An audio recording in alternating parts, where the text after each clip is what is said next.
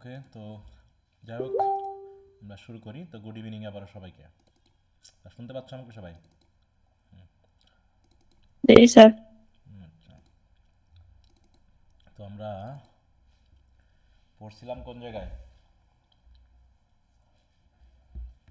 Chapter 9, তাই তো? জি sir, code switching code mixing এর আগ পর্যন্ত পড়ছি। আচ্ছা, তো ওইগুলো মনে আছে তো, যেগুলো গতদিন বলা হয়েছে? জি স্যার, মনে আছে। আচ্ছা আচ্ছা, তোমাদের সাথে একটু মজা করিনি। সেটা হচ্ছে, আমি তো মোটামুটি প্রশ্নগুলো দিয়ে যাচ্ছি তোমাদের। এখন আর আমি শুধু তোমাদের নিয়েই মেনলি কাজ করছি। First year, second year, third ইয়ারের কারণ নিয়ে কিছু করছি না, এই ফোর্থ ইয়ার। তো আমি প্রশ্নগুলো খুব দ্রুত দেওয়ার চেষ্টা করে যাচ্ছি। অলরেডি লিটিক্যাল ব্যালেন্স দেওয়া হয়েছে। এরপর তোমার মানে সবগুলোর যেটা হওয়ার সেটা একবারে দিয়ে যাচ্ছি। বায়োগ্রাফি আর লিটারেরিও হয়তো বা রেডি হয়ে গেছে, ওটা দিয়ে দিব। তারপরে এই চ্যাপ্টারটা শেষ হলে এই চ্যাপ্টারটা দিয়ে দিব। পরবর্তীতে আমাদের যেটা ভিক্টোরিয়ান পোয়েট্রি আছে সেখানে দিব। তারপরে এরকম করে দিয়ে দিব আর কি। তো এখন বিষয়টা হলো, যেগুলো দিয়ে দিচ্ছি সেগুলো একটু পড়ে নিও, ঠিক আছে? দ্রুত। বিশেষ করে জি প্রথম স্যার। দিকের প্রথম যে দুইটা পরীক্ষা আছে, এই দুটা তো আগেই দিয়ে দেওয়া হয়েছে। এই দুটোর উপর একটু ভালো করে প্রস্তুতি নাও, কারণ তারপরে তো অনেকদিন সময় পাবা। তার উপর একটা কিন্তু, আজকে হলো কত, 17 তারিখ। এর মধ্যে বাকিগুলো নিয়ে নিবা। আর হ্যাঁ, যেগুলো দিয়ে দিচ্ছি সেগুলো নিয়ে হয়তো ভাবছো না তোমরা, যেগুলো দেই নাই সেগুলো নিয়ে বেশি ভাবতেছো নাকি? সবই আমি দিয়ে দিব, টেনশন নিও না। কারণ তোমরা অনেকে মেসেজ দিচ্ছ, তো এই জন্য বললাম। কারণ অনেকে যেটা দিচ্ছি না শুধু সেটা নিয়ে মেসেজ দিচ্ছ। হ্যাঁ, স্যার এটা দিয়ে দিয়েন। হ্যাঁ, স্যার এখন তো পরীক্ষার সময় একেবারে অল্প, এখন কি হ্যাঁ, একটা সাবজেক্টের জন্য 2 দিন করে সময় দিয়ে এভাবে শেষ করব নাকি কিভাবে করলে ভালো হয়? সেটা আমি তো বললাম যে আগে তোমাদের শেষের দিকে যে সাবজেক্টগুলো আছে সেগুলো কয়েকটা পড়ে নাও।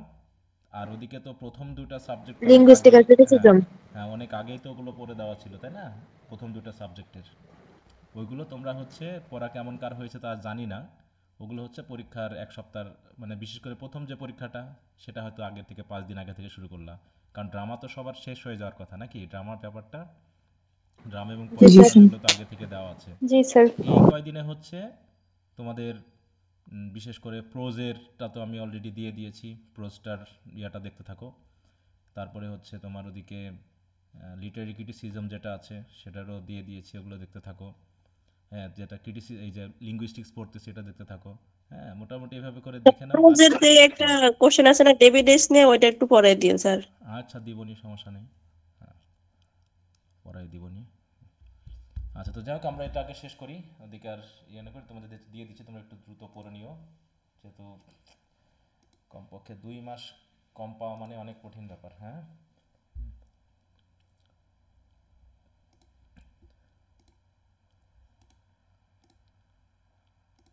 স্যার ডেটে তো কাছাকাছি আনার পরে তারপর রুটিনটা প্রকাশ করে কেন? আগে থেকে প্রকাশ করলে কি সমস্যা?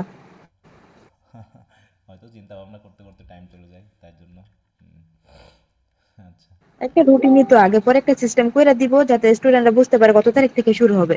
না, সেটা তো আগের একটা ইয়াই তো ছিল। হ্যাঁ, এটা কয়েকবার চেষ্টা করেছে। ওই যে তোমাদের একটা আগে থেকে প্রসপেক্টাস জাতীয় থাকে, হ্যাঁ, যে যেমন তোমাদের ফার্স্ট ইয়ারের পরীক্ষা মেতে নেওয়ার কথা, তারপর এরকম ভাবে ডেট আগে থেকেই, মানে ভর্তি হওয়ার সাথে সাথে তুমি জেনে যাওয়ার কথা। এটা যদি ঠিক রাখতো তাহলে অনেক ভালো হতো, কিন্তু আসলে জাতীয় বিশ্ববিদ্যালয়ে সব কিছু তো ঠিক রাখার সুযোগ থাকে না। এই জন্য তারা এলোমেলো করেই বসে। কারণ যা তা বিশ্ববিদ্যালয়, ঠিক আছে? তো আমাদের স্যাররা বলতো যা তা বিশ্ববিদ্যালয়। তো আমরা সেই যা তা বিশ্ববিদ্যালয়ের স্টুডেন্ট, এই জন্যই সমস্যাটা, যে আমাদের সিস্টেম ঠিক থাকে না আর কি। ঠিক থাকাটা কঠিন কিছু না, সিস্টেম যেহেতু এখন সব ইন্টারনেটের যুগে বা সব কিছু সফটওয়্যার ভিত্তিক, এখানে এত জটিলতার কিছু নেই, শুধু আন্তরিকতার অভাব রয়েছে বাংলাদেশে। বুঝতে পেরেছো? বাংলাদেশের সবচেয়ে জটিল সমস্যাটা হলো আন্তরিকতার অভাব এবং পেশাগত বিদ্বেষ। এগুলো হলো সবচেয়ে বেশি। হুম, পেশাগত বিদ্বেষ, দায়িত্ব বদলায় স্যার। দায়িত্ববোধ নেই। হ্যাঁ, এই তো সব কিছু মিলেই বললামই তো, যে আমি যখন বিদেশের সাথে ঘুরতাম, বিভিন্ন জায়গায় ঘুরেছি, তো তারা একটা কথা বলতো যে বাংলাদেশের মানুষের মধ্যে সবচেয়ে যে জিনিসটার অভাব সেটা হলো দেশপ্রেমের অভাব। বুঝতে পেরেছ? আর দেশপ্রেম জি বলতে স্যার। কি বোঝায়, দেশপ্রেম বলতে কি বোঝায়, এটা হলো একটা বড় সংজ্ঞা।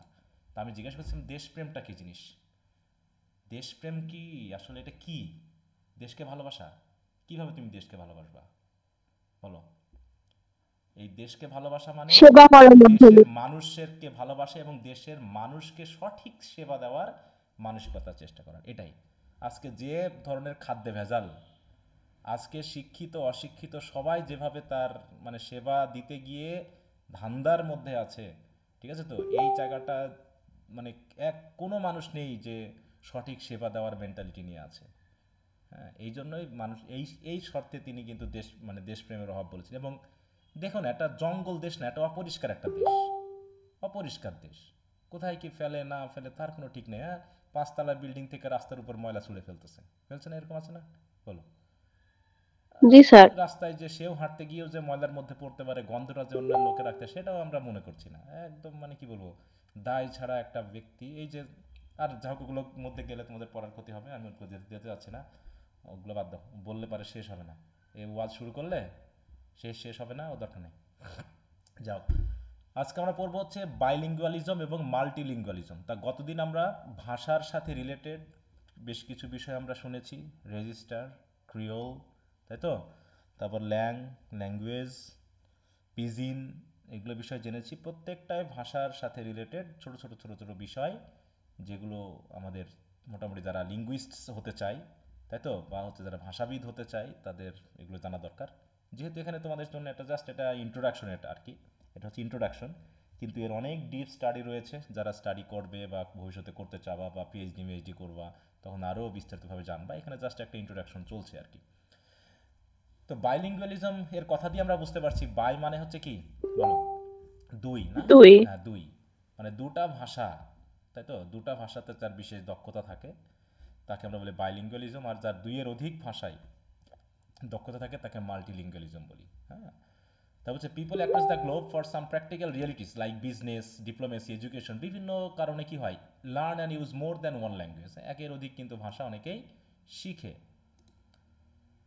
সেটা বিজনেস পারপাসে হোক, এডুকেশন পারপাসে হোক, যে কোনো কারণেই হোক। Now people knowing only one language that is monolingual seem rather misfit in relation to the global context. অতএব যে একটা ভাষা জানে সে আসলে বৈশ্বিক পরিপ্রেক্ষিতে সে আসলে মিসফিট, মানে কি, অনুপযুক্ত। অন্যদিকে bilingualism is a common phenomenon all over the world, এটা একটা কমন হয়ে গেছে, কারণ কমপক্ষে মানুষ দুটো ল্যাঙ্গুয়েজ জানেই।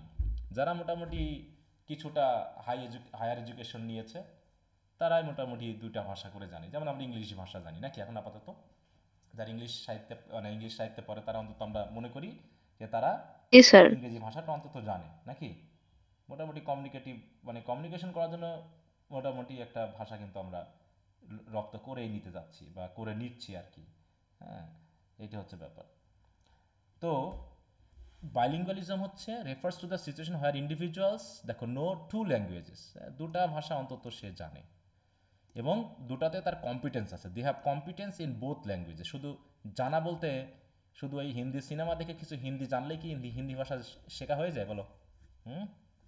না স্যার, না কথা স্যার। বলা, লেখা, হ্যাঁ, তাহলে তারপরে এখানে কমিউনিকেট করবে। কম্পিটেন্স বলতে যেটা বোঝায় সেটা হচ্ছে স্পন্টেনাস কমিউনিকেশনে দক্ষ, এমনটাকে বোঝায়। For example, if a Bangladeshi knows both Bangla and Hindi or Bangla and English, he or she is a bilingual. Another pattern of society can be studied from multilingual points of view. অনেকে আছে যারা একের অধিক ভাষা জানে। It results from situation like marriage and living arrangements. হ্যাঁ, এইগুলো বিয়ের কারণে হতে পারে বা কে কোথায় বসবাস করছে সে কারণে হতে পারে। যেমন আমরা জানি যে অ্যাংলো ইন্ডিয়ান, তাই না, যে বাবা হচ্ছে ইন্ডিয়ান, মা হচ্ছে ইংলিশ, আর ছেলে থাকে হচ্ছে মনে করো ইয়াতে ভারতে নাকি, সরি ভারতে বলবো না, তাহলে একটা আফ্রিকার একটা দেশে থাকে। তাদের দেখা যাচ্ছে 3 ধরনের ভাষা তারা অটোমেটিক শিখে যাচ্ছে ছেলে নাকি। হ্যাঁ, তো এরকম আর কি বলছে। For example, a Bangladeshi citizen lives in new York, his mother tongue is Bangla and his wife is an Indian, so his wife he speaks, হ্যাঁ দেখো, উইথ সে হিন্দিতে কথা বলে। Again he works at a German company and speak German at office. This is definitely a multilingual situation. In some, multilingual refers to a situation where more than 2 languages are used for communication purpose. তার মানে যেখানে, এটা তো একটা simple হিসাব, বুঝতে পারছো? এইবার হচ্ছে মাল্টিলিঙ্গুয়ালিজমের ক্ষেত্রেই কোড সুইচিং আর কোড মিক্সিং, এটা। আর কোডটা আসলে কি জিনিস, কোড বলতে কি বোঝায়, কোডের সুইচিং বলতে কি বোঝায়, কোডের মিক্সিং বলতে কি বোঝায়। এখানে 3টা জিনিস, code, code switching and code mixing. খুবই সিম্পল জিনিস, শুনতে একটু কেমন লাগছে কোড বলতে বোঝাচ্ছে যে কোনো, দেখো যে কোনো ভাষাকে আমরা ধরি কোড হিসাবে, ঠিক আছে তো? তাহলে বাংলা একটা কোড, ইংলিশ একটা কোড, আরবি একটা কোড, হিন্দি একটা কোড, রুশ একটা কোড, মানে কি প্রত্যেকটা ভাষায় কি এক একটা কোড বলতে আমরা বুঝি। ভাষাকে তাহলে আমরা কি দিয়ে চিহ্ন করছি? কোড দিয়ে, নাকি? কোড কোড তাহলে দেখো code refers to any kind of language or it's different varieties and ডায়ালেক্টস, যেমন বাংলা, ইংলিশ, অ্যারাবিক, বা হতে পারে সিলেটি বাংলা, তারপরে কক্সবাজার বাংলা, এরকম ইত্যাদি। সেটা আমরা কোড হিসাবে দেখলাম। বলছে for romaine the term code in general refers to different languages as well as to varieties of same, মানে ল্যাঙ্গুয়েজ সহ তার ভ্যারাইটিকেও আমরা কোড দিয়েই মনে করো চিনছি। এবার কোড সুইচিংটা কি? আমরা মাঝে মাঝে কি, এই যে আমি যখন তোমাদের পড়াচ্ছি, বিশেষ করে এখন মানুষ পিওর কোনো কোডে কথা বলে না। এখন কোড কেমন হয়ে গেছে বলতো? মিক্সড হয়ে স্যার গেছে না? মিক্সচার হয়ে হ্যাঁ, গেছে। মিক্স হয়ে গেছে মিক্স না? হয়ে হ্যাঁ গেছে। হ্যাঁ, মানে মোটামুটি আমি বাংলা ইংলিশ একসাথে কথা বলছি, অথবা বাংলা বলতে বলতে ইংরেজি চলে যাচ্ছি, কিছুক্ষণ ইংরেজিতে কথা বলে আবার বাংলায় ফিরে আসতেছি, এরকম একটা ব্যাপার আছে। হ্যাঁ, তারপর দেখো code switching refers to switching among two varieties of language or in or between sentence, in or between sentence. হ্যাঁ, দুই একটা সেন্টেন্সের মধ্যেই আমি দেখাচ্ছে বাংলা বলতে বলতে ইংরেজি চলে যাচ্ছি, ইংরেজি থেকে আবার বাংলায় চলে আসছি, এরকম একটা ব্যাপার। তারপর the code switching in social linguistics view as the simultaneous use of more than one languages or language varieties by speaker in a conversation। তার মানে কথোপকথনের ভিতরে একের অধিক নাকি ভাষা ব্যবহার করা। For a few decades before this phenomenon was seen as a substandard use of language। হ্যাঁ, আগে এটাকে সাবস্ট্যান্ডার্ড বলা হতো। যেমন আমরা মোটামুটি যারা সিটি বা বড় শহরগুলোতে থাকে, ছেলেমেয়েরা কি ইংলিশ বাংলা সব মিশায় কথা বলে নাকি? হ্যাঁ, ইংলিশ বাংলা ইত্যাদি। Now many of them sees this, এটাকে আগে সাবস্ট্যান্ডার্ড বলা হতো, কিন্তু এখন আর এটা সাবস্ট্যান্ডার্ড বলে কথা নাই। এই গ্লোবালাইজেশনের যুগে এসে মোটামুটি এখন রিক্সাওয়ালার ইংরেজি বলে নাকি না বলো তো? মাঝে মাঝে রিক্সা বা অশিক্ষিত ইংরেজি বলে। হ্যাঁ, তো এরকম আর কি। Now many of them see this as a very normal everyday occurrences due to the speaker's bilingualism. Code switching is the use of different languages during conversation can occur for different reasons. Hartson কি বলছেন? Sees the phenomenon of code switching happens due to bilingualism or more generally multilingualism. যেহেতু আমরা মানে internet যুগে এসে automatic English Bangla সব মিশিয়েই আমরা দেখতেছি। হি asserts that people choose different codes or languages according to circumstances. For example, people in family environment use one kind of language variety, dialect. However, in social and official purpose use different kind of language. This is also known as situational code. যেমন আমি মেহেরপুরের ভাষায়, মোটামুটি আমরা আঞ্চলিক ভাষা কি মেহেরপুর, তাই তো? মেহেরপুর বা কুষ্টিয়া অঞ্চলের ভাষা আমার বা আমার গ্রাম্য ভাষার সাথে রিলেটেড, কিন্তু এখন আমি তোমাদের সাথে কি ভাষায় কথা বলছি বলো? মোটামুটি প্রমিত ভাষা, চলিত বাংলা চলিত ভাষা। ভাষা। তাহলে এই যেখানে যেটা বলতে যাচ্ছে, code switching is a common phenomenon of a bilingual R multilingual society. People in this society often choose different codes freely since they have good command over different codes. As Crystal suggests that code switching can occur, একই কথা বারবার বলছো, তোমরা একটু দেখে নিও। Therefore it means said that people having good knowledge in different languages often choose ইত্যাদি, ওটা একই কথা বারবার বলছে। তাহলে এটাকে এখন আর সাবস্ট্যান্ডার্ড ধরা হয় না, rather it is a very natural way of communication in a multilingual speech community. তাহলে এটা হচ্ছে কি কোড সুইচিং, তাই তো?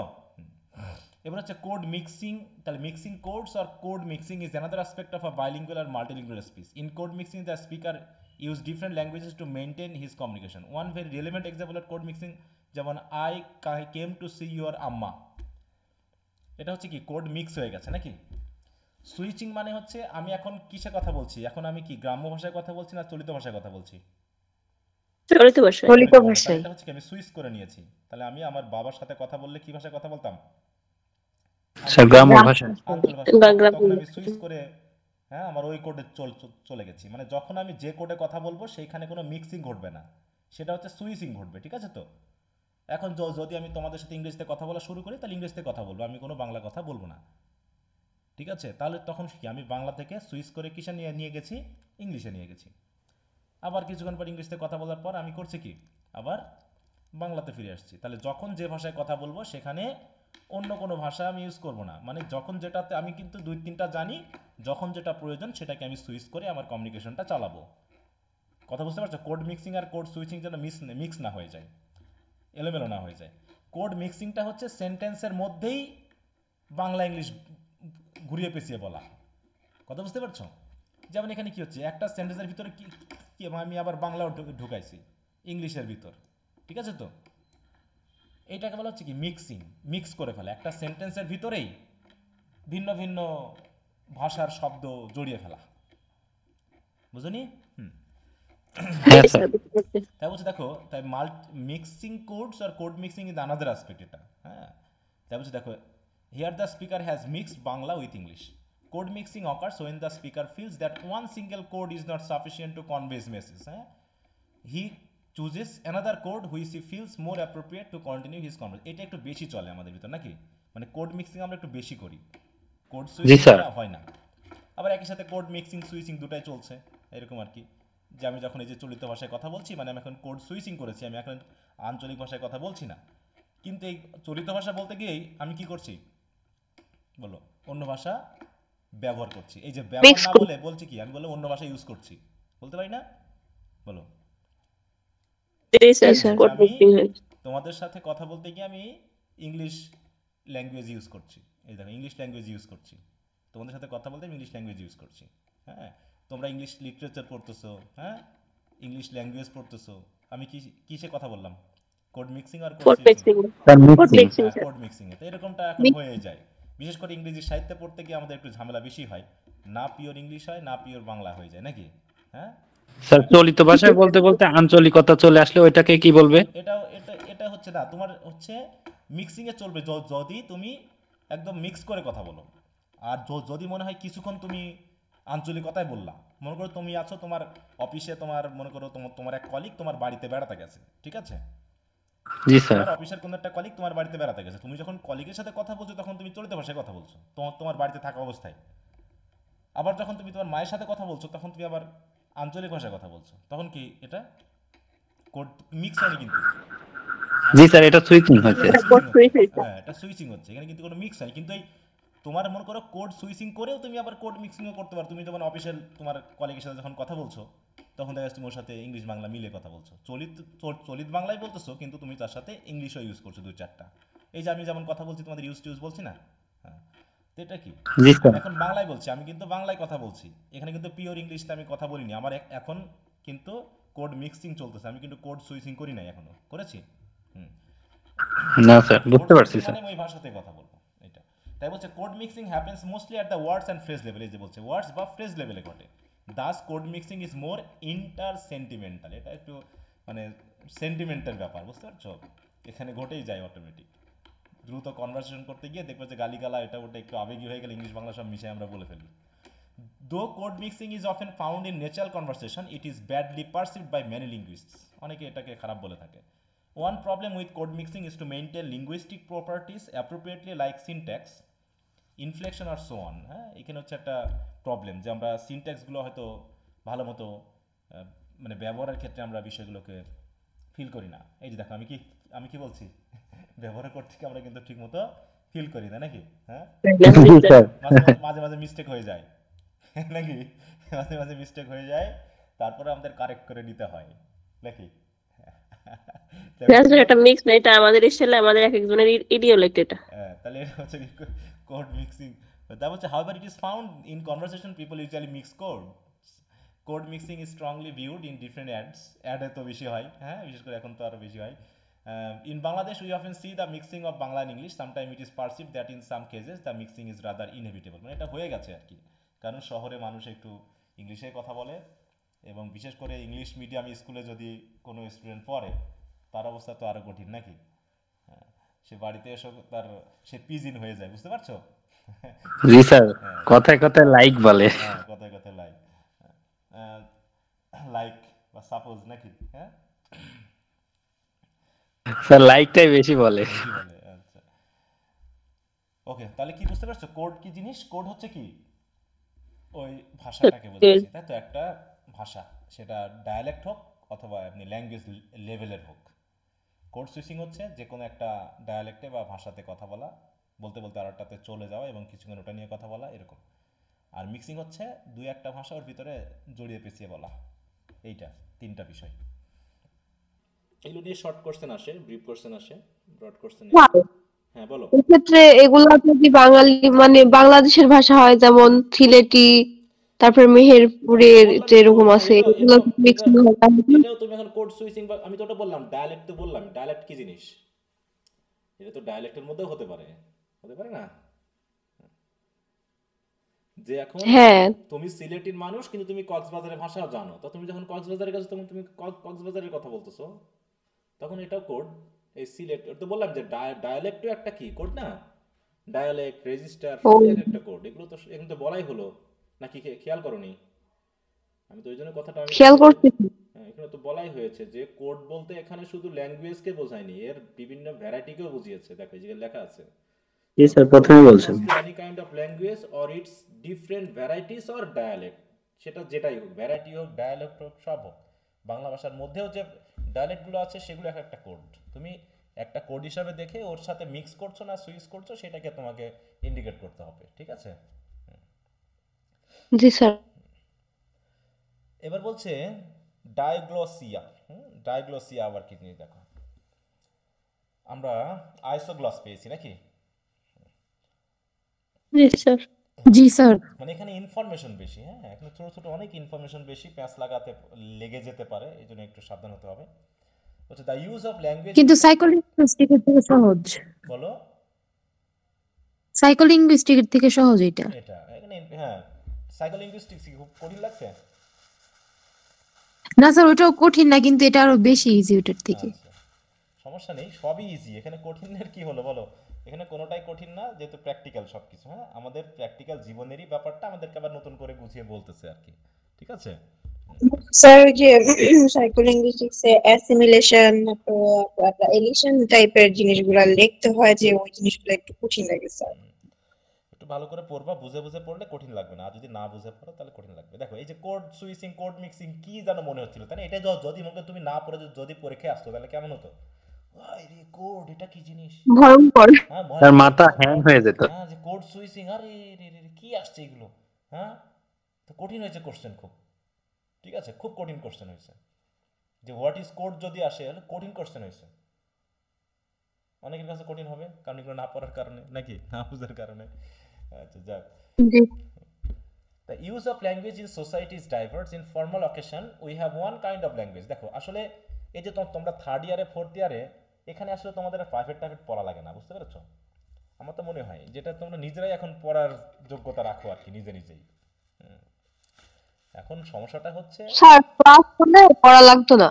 হ্যাঁ, ওই নিজ দায়িত্বে পড়ার অভ্যাস নাই তো, এই জন্য সারসুট দিয়ে একটু পড়াই নেওয়া লাগে নাকি, এইটা। না স্যার, ক্লাসই হয় না। ক্লাস হলে তো একটা ইয়ে থাকে না। আচ্ছা, কত কি, মানে বললামই তো যে আমাদের সবই সমস্যা নাকি, হ্যাঁ, এটা তো অবশ্যই। ক্লাস হয় না, একা, মানে ওই যে বললাম যে আমাদের যে এত বেশি মিসম্যানেজমেন্ট, যে সার্ভিস প্রোভাইডার এবং সার্ভিস যিনি গ্রহণ করেন নাকি রিসিভার, এদের মধ্যে সবচেয়ে বড় ডিফারেন্স। হ্যাঁ, যারা সার্ভিস দেয় তারা মনে করে নিজেদেরকে লর্ড, ঠিক আছে তো, লর্ড মনে করে, দূরত্ব বজায় রেখে। আসলে সার্ভিস প্রোভাইডার এবং রিসিভারের মধ্যে যে দূরত্ব থাকে, তুমি ব্যাংকে গেলে কি ব্যাংকার বসে আছে কিসের জন্য বলো? আমাদেরকে সার্ভিস দেওয়ার জন্য তো, ক্লায়েন্ট আমরা তার, তাই না?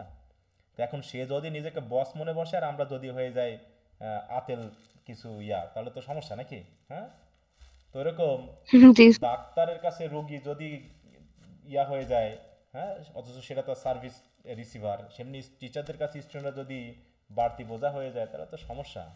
আমাদের দেশে এই সমস্যাটা, হ্যাঁ, মানে একটা অ্যাটাচমেন্ট যেটা বলে না, অ্যাটাচমেন্ট বা বিলঙ্গিং যেটা বলা হয়, এই জিনিসটা আমাদের ভিতরে নাই। টিচার স্টুডেন্ট রিলেশনশিপ ভালো না, প্রতিষ্ঠান ভিত্তিক টিচার এবং স্টুডেন্টদের মধ্যে যে রিলেশনশিপ, টিচারদের সাথে স্টুডেন্টদের, স্টুডেন্টদের সাথে প্রতিষ্ঠানের সাথে স্টুডেন্টদের যে রিলেশনশিপ হওয়ার কথা আসলে, সেটা ফার, মানে সেই মতো ডন, মানে সেই জন ডানের মতো কি ফার ফেস্ট নাকি সম্পর্ক, বুঝতে পেরেছ? এখানে জি স্যার। এখানে দুই, মানে এখানে কি বলবো, তিন দল এখানে দায়ী, তিন দলই এখানে দায়ী। এখানে সিঙ্গেল ভাবে কাউকে দায়ী করা যাবে না, এখানে তিন দলই দায়ী, ঠিক আছে? এখন টিচারদেরকেও তুমি দায়ী করতে পারো, টিচার স্টুডেন্টদেরকেও দায়ী করতে পারে, প্রতিষ্ঠান টিচার স্টুডেন্টকে দায়ী করতে পারে, টিচার স্টুডেন্ট প্রতিষ্ঠানকে দায়ী করতে পারে, কিন্তু কেউ সমাধানের সবাই দায়ী। চেষ্টা করছে না। সবাই জানে সমস্যাটা কোথায়, কিন্তু কেউ সমাধান করছে না। ঠিক আছে? না স্যার। হ্যাঁ, যেমন এখানে যদি বলি যে আমি তো নিয়মিত ক্লাস নিই আপাতত, তোমাদের কলেজে না হোক অনলাইনে তো নিচ্ছি নাকি? হুম। জি স্যার। এখন কয়জন স্টুডেন্ট এখানে উপস্থিত, তোমরা কি কখনো আমার জন্য অভিযোগ করতে পেরেছো? না স্যার। না স্যার। কিন্তু আমি তো তোমাদের জন্য অনেক অভিযোগ করছি। ভালো, তাহলে এখানে তুমি স্যার আমরা তো বলছি, এখন কি করছি না ওইটার জন্য তো আমরা দায়ী না। ওই জন্য তো বললাম যে ওই যে তোমরা বিভিন্ন প্রতিষ্ঠানের কিছু স্টুডেন্ট এখানে আছো, বুঝতে পেরেছো? এখন একটা প্রতিষ্ঠানের আমরা যখন ক্লাসে যাচ্ছি তখন 2-3 জনের বেশি পাচ্ছি না।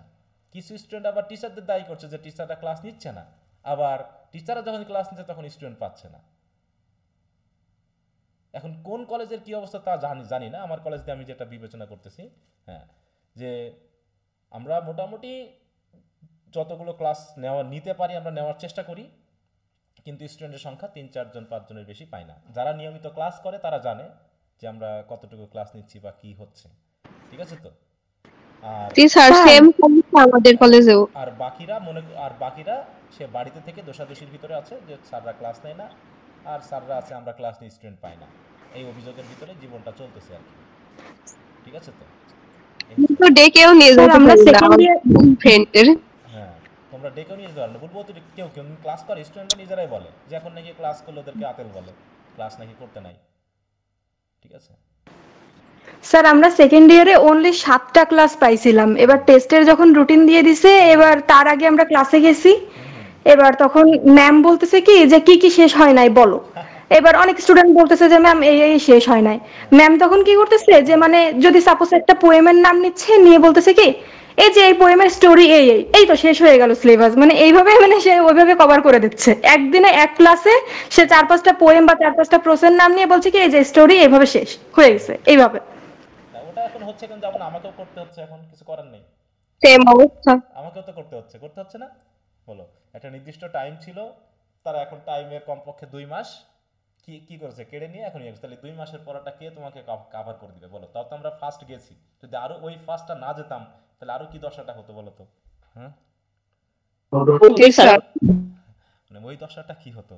হ্যাঁ, তো যাই হোক, এখন কি বলা যাবে, গতবার পরীক্ষা হয়েছে কত, মার্চ এপ্রিলে মনে হয় সম্ভবত, ওরা জি যারা স্যার। ফার্স্ট ইয়ারে, আর সেই জায়গায় তোমাদের পরীক্ষা হচ্ছে ডিসেম্বরে। হ্যাঁ, তাহলে কয় মাস বলো? 3 মাস আগে গেছে। তার 2 মাসও যদি পাইতাম, আমার তো বললাম যে জানুয়ারিতেই বা ওদিকে যদি একটু পেঁচা যেত তাহলে তো আমরা 2 মাস পালে মানে আমরা খুব সিম্পলি বিষয়টাকে কভার করে দিতে পারতাম, কিন্তু এখানে তার একদম ঈদের পরে হলে ঠিক হতো। কিন্তু যেভাবে আগার স্যার আমি এখন থেকে কোয়েশ্চেন পড়া শুরু করছিলাম স্যার, হঠাৎ করে আমি 2 মাস 3 মাস মানে 2-2.5 মাস মতো হাতে আর রেখে আমি প্রশ্ন পড়া শুরু করছি যে পিসফুলি শেষ হয়ে যাবে, কিন্তু হঠাৎ করে রুটিন দিয়ে দিল। সেটা তো আমি তোমাদের আমারও সেম অবস্থা। শুরু থেকেই বলছি, আমি তো সেই ডিসেম্বরের ইয়া ধরেই কথা বলছি তোমাদেরকে যে অতদূর সময় পাওয়া খুব কঠিন হয়ে যাবে। হ্যাঁ, তারপর একটু মনে মনে ইয়ে রাখছিলাম যে হয়তো বা জানুয়ারিতে গেলেও যেতে পারে, কিন্তু এত তাড়াতাড়ি একদম ইয়া তবে স্যার এই পরীক্ষা যদি জানুয়ারিতে দিয়ে পরীক্ষার গ্যাপ কম রাখতো তাইলে আরো বেশি সমস্যা হতো। এটা ভালো আছে স্যার। না ওটাই এখন যেটা মেকআপ করে দিয়েছে, যা হোক সেটা সমস্যা না, এখন সেটা মানায় নিয়ে করো। তবে রুটিনগুলো অন্তত আর একটু হাতে সময় নিয়ে দিলে পারে ভালো হতো। হ্যাঁ, এই রুটিনটা যদি আরো 1 মাস আগে থেকে দিত তাহলে হয়তো জি স্যার, সেটা সবথেকে বেশি ভালো হতো। হ্যাঁ, কারণ এখন ছেলে মেয়ে যেভাবে সব বিপদে পড়ে গেছে, সব মেসেজে স্যার এই কোর্স, আমি স্যার আমি যুক্ত করতে পারবো না ভাই, আর হবে না, এখন আর কিছু করার নাই। এখন কিছু করা আছে বলো তো? আমি তো বললাম যে এখন যা সময়, 1 সপ্তাহ করে তো সময় দিলেও তো সময় পাওয়া মুশকিল, তাই না? যদি তার কিছুই পড়া না থাকে। এটা হঠাৎ করে এগুলোকে আসলে বছরের শুরুতে একটা প্রসপেক্টাস বা এই জাতীয় জিনিস থাকা উচিত। হ্যাঁ, একটা আদর্শ শিক্ষা প্রতিষ্ঠান বাংলাদেশে নাই, এগুলো খুবই কঠিন, যে আমি কোন সময়ে ফাইনাল পরীক্ষা নিব, কোন সময় ইনকোর্স পরীক্ষা নিব, কখন রেজাল্ট দিব, সব কিছু আগে থেকে প্ল্যানড হবে। একজন স্টুডেন্ট ভর্তি হওয়ার সাথে সাথে সে সব কিছু ক্লিয়ারলি জানতে পারবে এবং সেইভাবে সে পড়াশোনা করবে। আর এরা তো আমাদের সারপ্রাইজ দিচ্ছে। আর আমাদের এখানে তো অনিশ্চিত, কখন কি ঘটে যাচ্ছে তার কোনো ঠিক নাই। হ্যাঁ, কখন কি ঘটে যাচ্ছে স্যার এই শিক্ষা বোর্ডে যারা প্রতিনিধিত্ব করে তারা কি শিক্ষকদের মাঝে থেকে যায় নাকি অন্য জায়গা থেকে আসে? এরা হচ্ছে আমাদের দেশে, এই যে আমরাই মনে করো বিসিএস ক্যাডার, তাই না? যার মনে করো জি স্যার। হাতে লোক আছে। বাংলাদেশে একটা সুন্দর কথা হচ্ছে কি, যার হাতে লোক আছে তারা হচ্ছে নেতা, আর যাদের হাতে লোক নেই তারা হচ্ছে নেতা। তা আমরা হচ্ছে নেতা, আমরা চাকরি পেয়েছি তাই চাকরি করতেছি কলেজ লেভেলে।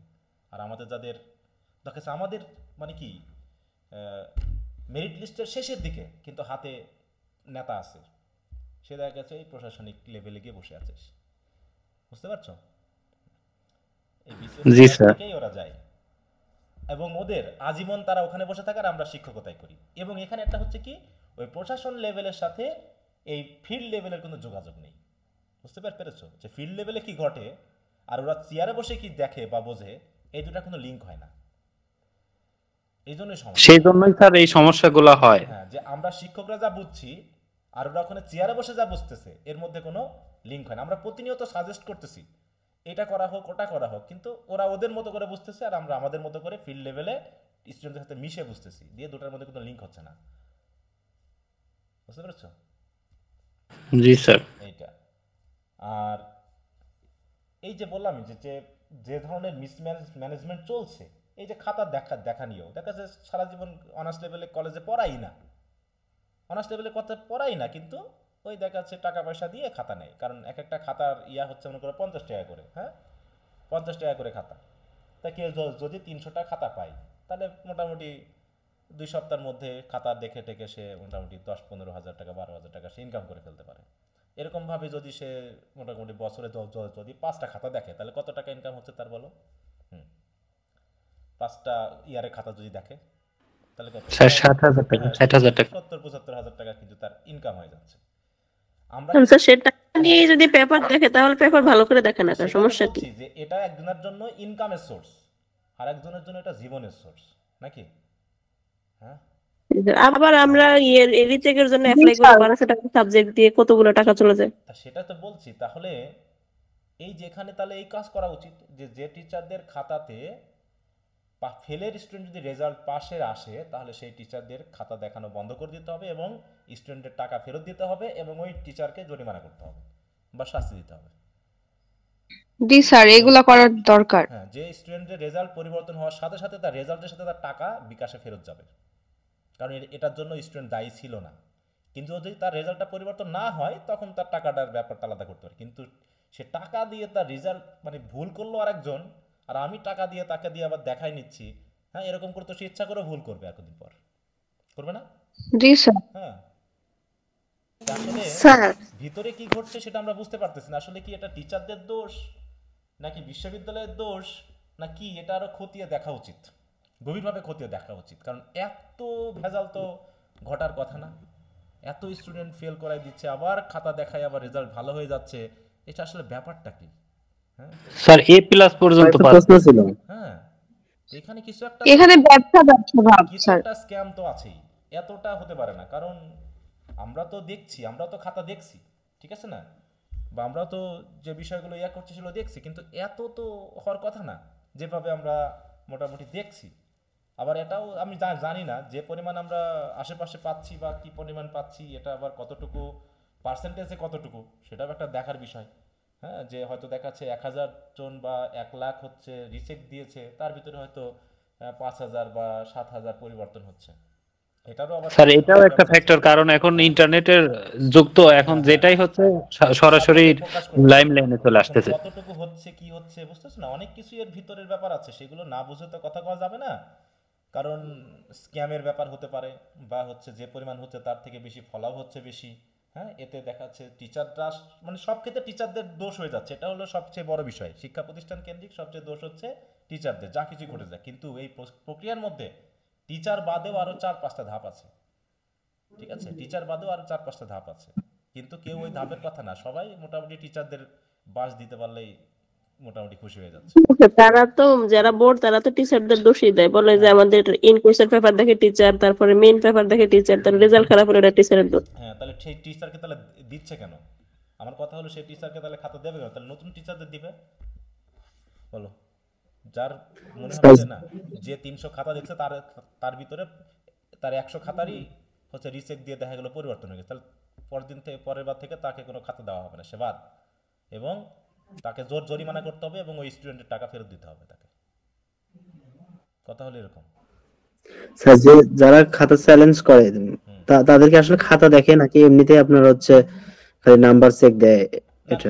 খাতা দেখে আমি তো আমার কলেজেও দেখছি। হ্যাঁ, বিশেষ করে হেড এক্সামিনার, এটা তো আর সরাসরি ইয়ার কাছে যায় না, টিচারের কাছে যায় না, ঠিক আছে? তো খাতা 3টা ধাপ হয়। প্রথম ধাপে টিচারের কাছে যায়, টিচার খাতাটা দেখে হেড এক্সামিনারের কাছে যায়, হেড এক্সামিনার আবার এটা হলো সবচেয়ে বড় সমস্যা। যে আমি মনে করো খাতা দেখছি, আমি তো ফিল্ড লেভেলে খাতা দেখছি, খাতা দেখে নাম্বারিং করে আমি পাঠিয়ে দিচ্ছি হেড এক্সামিনারের কাছে।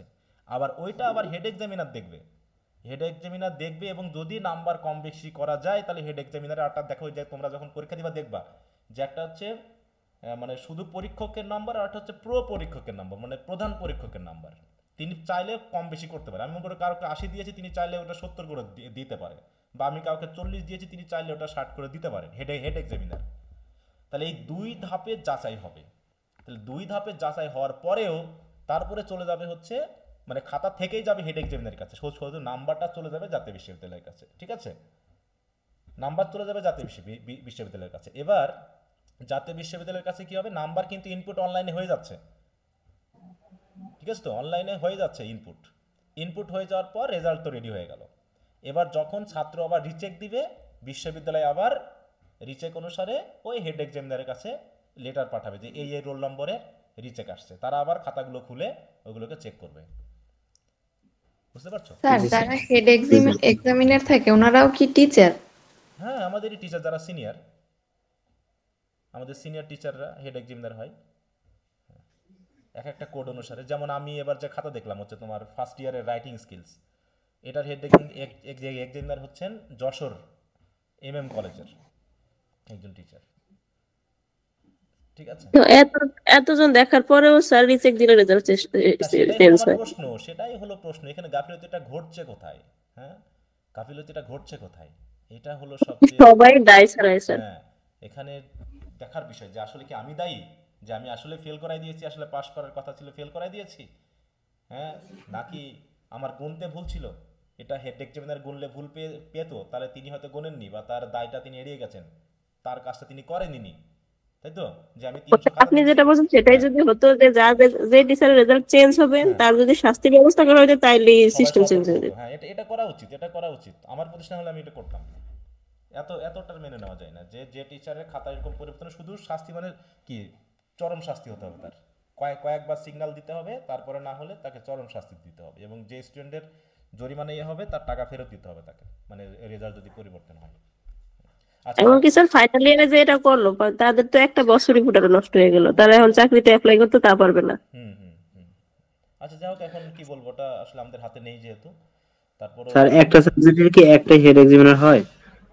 হ্যাঁ, বলো, বুঝি নাই। একটা সাবজেক্টে একটাই কি হেড এক্সামিনার হয় নাকি? না, এটা হচ্ছে তোমার 10-12 জন টিচার ধরে একটা করে হেড এক্সামিনার করা হয়। কথা বুঝতে পেরেছো? মনে করো তোমার হচ্ছে এই যে লিঙ্গুইস্টিক্স, তাহলে লিঙ্গুইস্টিক্সের সারা বাংলাদেশে মনে করো 3000 টিচার আছে, মানে 3000 টিচার দ্বারা এই লিঙ্গুইস্টের খাতাগুলো দেখাতে হবে, প্রত্যেককে 250 খাতা দেওয়া হবে। তাহলে তোমার মনে করো 3000 টিচার, মানে প্রথমে আগে খাতার সংখ্যা দেখবে, তারপরে করবে কি এই খাতাগুলোকে 250 বা 300 দিয়ে ভাগ করবে, দিয়ে কতজন টিচার লাগে, এবার টিচার ঠিক করা হলো। এবার ওই টিচার হলো মনে করো 3000, তাহলে প্রত্যেককে যদি 25 বা 30 জন করে আমি টিচার দিই, তাহলে একজন করে হেড এক্সামিনার দিতে হবে। তাহলে কতজন হেড এক্সামিনার লাগবে? 30 জনের 3000-এর ক্ষেত্রে 100 হেড এক্সামিনার, তাই তো? 100।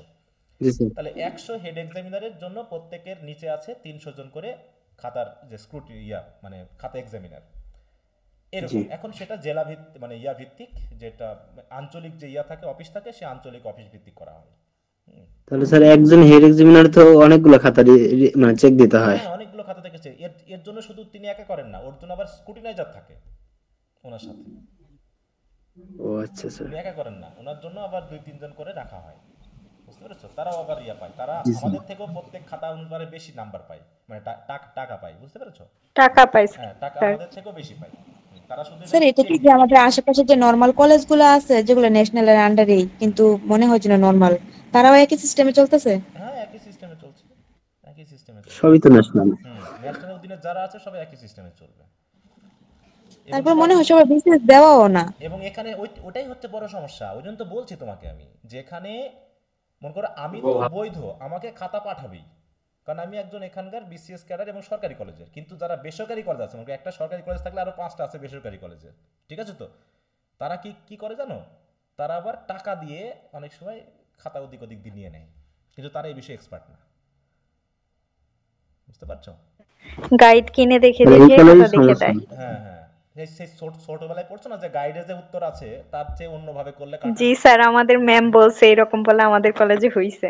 তা এরকম আর কি ব্যাপার, যে গাইডে যা আছে তার থেকে উল্টা করে একটু লিখলে তোমার নাম্বার কাটা। তো ওইরকম যদি হয় টিচার, তাহলে তো কিছু করার নেই। বলো, আমি তো তোমাদেরকে কিছু কিছু খাতায় পাঠাচ্ছি না, বলো, আমি যখন খাতা দেখি তোমাদের কাছে পাঠাই। হ্যাঁ, এবং আমি যখন খাতা দেখি তখন তোমাদের ম্যাডামকেও আমি দেখাই যে তুমি খাতাটা দেখো তো, যে আমার নাম্বার কম বেশি হওয়ার কোনো সুযোগ আছে কিনা। ও তো ইংলিশের, তোকে আমি দেখাই যে তুমি দেখো যে আমি তো দেখলাম খাতাটা, তুমি এবার দেখো যে এই নাম্বার কি কম বেশি হওয়ার কোনো সুযোগ আছে কিনা। বরং একজন স্টুডেন্ট যা পায় তার থেকে আমি একটু বেশি দিয়ে দিই, যাতে এই এই বিপদে আমি না পড়ি যে সে তার রেজাল্ট বাড়বে। বুঝতে পেরেছো? মানে যা পাবে তার থেকে 2-5 একটু বেশি দিয়েই খাতা দেখার চেষ্টা করি। তারপরেও দেখো তো যে কি অবস্থা। হ্যাঁ, তারপরে অনেক তাই এই জন্য বলি যে আসলে কিভাবে খাতা দেখে যে একজন স্টুডেন্টের এমন পরিবর্তন হতে পারে। হ্যাঁ, একটা গ্রেড পরিবর্তন হতে পারে, এরকমটা হতে পারে, কিন্তু তাই বলে বিশাল ফারাক, এটা আসলে মেনে নেওয়া যায় না। তো যা এর থেকে একদম প্লাস। এত ফারাক, তার জন্য আমার মাঝে স্ক্যামের একটা মনে হয় যে বাংলাদেশি দিয়ে দিয়ে তো বিশ্বাস নাই। আমি বাংলাদেশিদের বিশ্বাস করি না, আমি নিজেকেও বিশ্বাস করি না, এই জন্য এটা একটা সমস্যা আছে। ওকে, তার তবে স্যার আমরা আপনাকে বিশ্বাস করি একদম সেইভাবে। তা জানি না এখন তোমরা কতখানি বিশ্বাস করতেও পারো, আমি নিজেকে অবশ্য বিশ্বাস করি না। আমি চেষ্টা করি বিশ্বস্ততা রাখার জন্য, কিন্তু নিজেকেও মাঝে মাঝে মনে হয় যে বড় অপরাধী, বিশেষ করে স্কুল কলেজ, মানে কলেজ লেভেলে আমার নিজেকে খুবই অপরাধী মনে হয়। এই যে আমি একটু দূরে থাকার কারণে কিছু কিছু ক্লাস মিস হয়ে যাচ্ছে। আমি কিন্তু এখন মেহেরপুরে, গত ক্লাস নিয়েছি তোমাদের বগুড়াতে। হ্যাঁ, অসুবিধা থাকলে আমার শাশুড়িকে রেখে আমি চলে আসছি, যে আমাকে অন্তত কলেজে যেতে হবে। অনেক স্যার আমরা তো মনে করেন আপনার বাইরে কিছু চিন্তাই করতে পারি না, শুধু সব সময় মানে আল্লাহর কাছে প্রার্থনা করি যে যে কোনো ভাবে 4th ইয়ার পর্যন্ত জানি স্যার পড়ায় আমাদের, এই পর্যন্ত জানি নিয়ে যায়। দেখো জি দোয়া স্যার।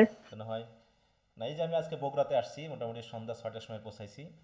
পৌঁছায়ে এই যে আমাদের আন্দোলন ভিত্তিক একটা ছিল, একটা মিটিং ছিল, বিধায় তোমাদের আমি 8টার ক্লাসটা নিলাম। আর ফার্স্ট ইয়ারের ক্লাস ছিল 9:30 থেকে, ওদেরকে আমি কালকে নিলাম যে তোমাদের ক্লাসটা তো মিস করবো না। এই জন্য ওদেরকে আমি আবার কালকে নিয়ে এসেছি, তোমাদেরকে যাতে আমি কালকে আবার একটা ক্লাস নিয়ে মেকআপ দিতে পারি। এই জন্য ওদেরকে, কারণ 8টা থেকে একটু মিটিং ছিল, সেকেন্ড ইয়ারের ক্লাসটা নিলাম। পৌঁছাইছি 5:30টায়, 6:30 থেকে ক্লাস। বগুড়া থেকে আসছি 10টার সময়। 10টার সময় বার হয়েছে, এখন আপাতত মেহেরপুরে। আবার হয়তো দেখা যাচ্ছে বুধবার বা বৃহস্পতিবারে আবার চলে যেতে হবে। হ্যাঁ, তো এখানেও আমি দেখা যাচ্ছে আমার বলছি সবাই যে তুমি থাকো করা, বলছি না, আমার অন্তত যেহেতু বৈধভাবে হলো, আমি 3 দিন 4 দিন আমাকে অন্তত কলেজে থাকতেই হবে, এতে ক্লাসের যে অবস্থা হয় সেটা আমাকে করতেই হবে। যদিও মিস করছি বা করছি, কিছুটা খারাপ লাগতেছে, কিন্তু কিছু করার নেই। আমি যে বিপদে পড়েছি এখানে, আসলে উদ্ধার এখন সৃষ্টিকর্তাই করতে পারে, কিছু করার নেই। হ্যাঁ বলো। স্যার আমাদের যে লিঙ্গুইস্টিকের যে ম্যানার অফ আর্টিকুলেশন, এগুলো একটু মনে রাখার কি কোনো মানে টেকনিক আছে, আলাদা কোনো টেকনিক যে ইয়াগুলা? ম্যানার অফ আর্টিকুলেশন, আসলে এগুলো আমি তো টেকনিক দিয়ে কখনো বা এরকম ভাবিনি, বা এরকম কোনো টেকনিকও আমি বিবেচনা করি না, ঠিক আছে? এটাকে ভালো করে বুঝলেই হয়ে যায়, এটা বোঝার বিষয় আমার কাছে যেটা মনে হয়। হ্যাঁ, তারপরে তুমি পার্সোনালি এই যে এক্সাম্পল গুলো যখন দিতে হয়, দেখা যায় একটা লাইন দেওয়ার পর একটা এক্সাম্পল দিতে হয়, তো এগুলো এদিক সেদিক হয়ে যাচ্ছে আর কি, কখনো এইদিকে গিয়ে মিলে কখনো ওইদিকে গিয়ে মিলে। এই জন্য একটু ভালো করে এগুলো একটু ভালো করে বুঝতে হবে। হ্যাঁ, না বুঝলে পারে ওর টেকনিকেও খুব একটা কাজ হয় না। আমার এক বন্ধু ছিল, দেখাচ্ছে ও একটা টেকনিক ইউজ করতো, বুঝতে পারছো? মানে সেন্টেন্স ভিত্তিক একটা করে ওয়ার্ড মনে রাখতো। এতে দেখাচ্ছে তার এতগুলো ওয়ার্ড হয়ে গেছে, শেষ পর্যন্ত ওয়ার্ড মনে রাখার জন্য আর একটা টেকনিক করতে হয়েছে। আমার এত টেকনিক করার কোনো বিষয় নেই, তুমি বেশি বেশি করে পড়ো, দেখো তোমার এমনি মাথায় থাকবে। হ্যাঁ, সবাই যখন পারে তুমিও পারবা। মূল কথা হলো যে পরিমাণ খড়ি থাকলে তাপ হলে পারে তোমার ভাত গরম হবে, পানি গরম হবে, সেই পরিমাণ তাপ তোমাকে দিতেই হবে, তা না হলে হবে না। হ্যাঁ, দুদিন পর থাকো, তারপর নিজস্ব কোনো টেকনিক তুমি অ্যাপ্লাই করতে পারো, ঠিক আছে? অ্যাপ্লাই করতে পারো। ওকে, আমরা একটু যাই। ডাইগ্লোসিয়াটা কি দেখো, the use of language in society diverse. ভালো কথা। In formal occasions we have one kind of language, যেটাকে ভ্যারাইটি বলছি আমরা। Which is largely different from the language of everyday communication. এটা হলো ব্যাপার না, যে দেখো আমরা কি ফর্মাল সিচুয়েশনে এক ধরনের ব্যবহার করছি, আবার এভরিডে কমিউনিকেশন যেটা ব্যবহার করছি সেটা কি ডিফারেন্ট। এই যে আমি তোমাদের সাথে কথা বলছি আর আমি এখন আমার পরিবারের সাথে কথা বলবো, এই দুটো ভাষা কি একরকম হবে? বলো। স্যার ডিফারেন্ট হবে। Different. For example, when our president addresses the nation, he uses a kind of formal standard language, which is different from the language common people at their everyday life. So we can say that there are two major varieties of language, that is a high and that's a low. The high variety is also called standard, a low variety is called vernacular language, যে শব্দটার সাথে আমরা already পরিচিত, যেটা history পড়তে গিয়ে আমরা পেয়েছিলাম না, ভার্নাকুলার ইংলিশ, যেটা একদম কমন শ্রেণীর মানুষ কথা বলে। For example in Bangla we have standard Bangla, যেটা প্রমিত বলছি, অন্যদিকে কলোকিয়াল, যেটাকে এভরিডে ল্যাঙ্গুয়েজ বলছি। In the Arab countries there are also standard classical Arabic বা colloquial Arabic. In social linguistics এইখানে হচ্ছে কথা যে diglossia is such a stable language situation where at least two varieties to the same language are use. তাহলে diglossia মানে কি, যেখানে কমপক্ষে হাই এবং লো দুটা স্ট্যান্ডার্ড থাকবে। তাহলে diglossia is such a stable language situation, হ্যাঁ, একটা ল্যাঙ্গুয়েজের সেই অবস্থা যে অবস্থাতে অন্তত কয়টা ভ্যারাইটি থাকবে, হাই এবং লো মানে, তাই তো, স্ট্যান্ডার্ড বা কলোকুয়াল এই বলে দুটা অন্তত ভ্যারাইটি থাকবে। এটা কিন্তু ডায়ালেক্ট দিয়ে ভ্যারাইটি মাপা হয়নি, এটা কি দিয়ে মাপা হয়েছে, ফর্মাল এবং ইনফর্মাল সিচুয়েশন দিয়ে মাপা হয়েছে। যেমন আমরা রাইটিং স্কিলস পড়তে গিয়ে পেয়েছিলাম না যে ফর্মাল ইংলিশ এবং ইনফর্মাল ইংলিশ পেয়েছিলাম তো নাকি? হ্যাঁ, এবং পরীক্ষাতে মনে এসেছিল কোথায়, ফার্স্ট ইয়ারে এবার নাকি, ফার্স্ট ইয়ারে এসেছিল। তারা সবাই দেখি এই যে ফার্স্ট ইয়ারে রাইটিং স্কিলসের খাতা দেখতে গিয়ে পরীক্ষায় আসছে হচ্ছে ফর্মাল ইংলিশ এবং ইনফর্মাল ইংলিশের পার্থক্য। আর সবাই কি লিখছে জানো পরীক্ষায়? Sir letter, formal letter formal letter এবং ইনফর্মাল লেটারের পার্থক্য লিখে রাখছে, ঠিক আছে? ওটা পড়ে গেছে, ওটা লিখে আসছে। অনেকে তো সরাসরি ওটা লিখে আসছে, যে লিখে যখন পড়ে যখন আসছে কমন পাই নাই, এটাই লিখে দিয়েছে, স্যার যদি 2-1 মার্ক দিয়ে দেয় তো দিগ্গা, এই অবস্থা হয়েছে। তো এরকম হাই এবং লো, স্ট্যান্ডার্ড আর কলোকিয়াল, তাই তো, এরকম যে স্ট্যান্ডার্ড বা সিচুয়েশনটা তাকে বলা হচ্ছে কি ডায়াগ্লোসিয়া। কি কথা বোঝা গেল? তাহলে ডায়াগ্লোসিয়া বা ব্যবস্থাটা কিন্তু আর ওই ডায়ালেক্ট দিয়ে মাপা হচ্ছে না, শুধু এখানে কি করা হচ্ছে যে একদিকে স্ট্যান্ডার্ড আর একদিকে হচ্ছে তোমার হাই আর লো, এইটা হচ্ছে বড় কথা, হাই এবং লো, ফর্মাল ইনফর্মাল এরকম সিচুয়েশন দিয়ে মাপা হচ্ছে। আচ্ছা, এবার পিজিন এবং ক্রিওল এই দুটো দেখি কি, এটা তো আমরা এর আগেও পড়েছিলাম সম্ভবত। Pidgin and creole are two different and uncommon social linguistics phenomena. আর pidgin is a language with no native speakers. পিজিনের কোনো নেটিভ স্পিকার নাই, এটা কারোরই ফার্স্ট ল্যাঙ্গুয়েজ না, তাই তো, এটা কারোরই কি না, ফার্স্ট ল্যাঙ্গুয়েজ না, এটা হচ্ছে কি একটা কন্ট্যাক্ট ল্যাঙ্গুয়েজ। এটা আবার কেমন ধরনের? ওই যে একটা বলেছিলাম না যে একটা মনে করো যে ইয়াতে দ্বীপে, তাই তো, একটা দ্বীপে হঠাৎ করে সেই গালিভাস ট্রাভেলসের কথা ভাবো, বুঝতে পেরেছ, সরি রবিনসন ক্রুসোর কথা ভাবো। এখন ওই যে দ্বীপে রবিনসন ক্রুসো একা, আর তার সাথে আসলো কে, ফ্রাইডে। তাহলে ফ্রাইডে ইংলিশ জানে না আর রবিনসন ক্রুসো ওর ভাষা জানে না, তাহলে এখন দুইজন কন্ট্যাক্ট করবে কি করে? তাহলে দুজনের ভাষার এমন একটা মিক্সড অবস্থা তৈরি হবে যেখানে কি আপাতত তারা কন্ট্যাক্টের মাধ্যমে বুঝে নিবে যে এ আসলে এই বলতে চাচ্ছে। তাহলে না ইংলিশ না ওই কি বলবো ওকে, ক্যানিভাল ল্যাঙ্গুয়েজ নাকি, আপাতত তাই বলি।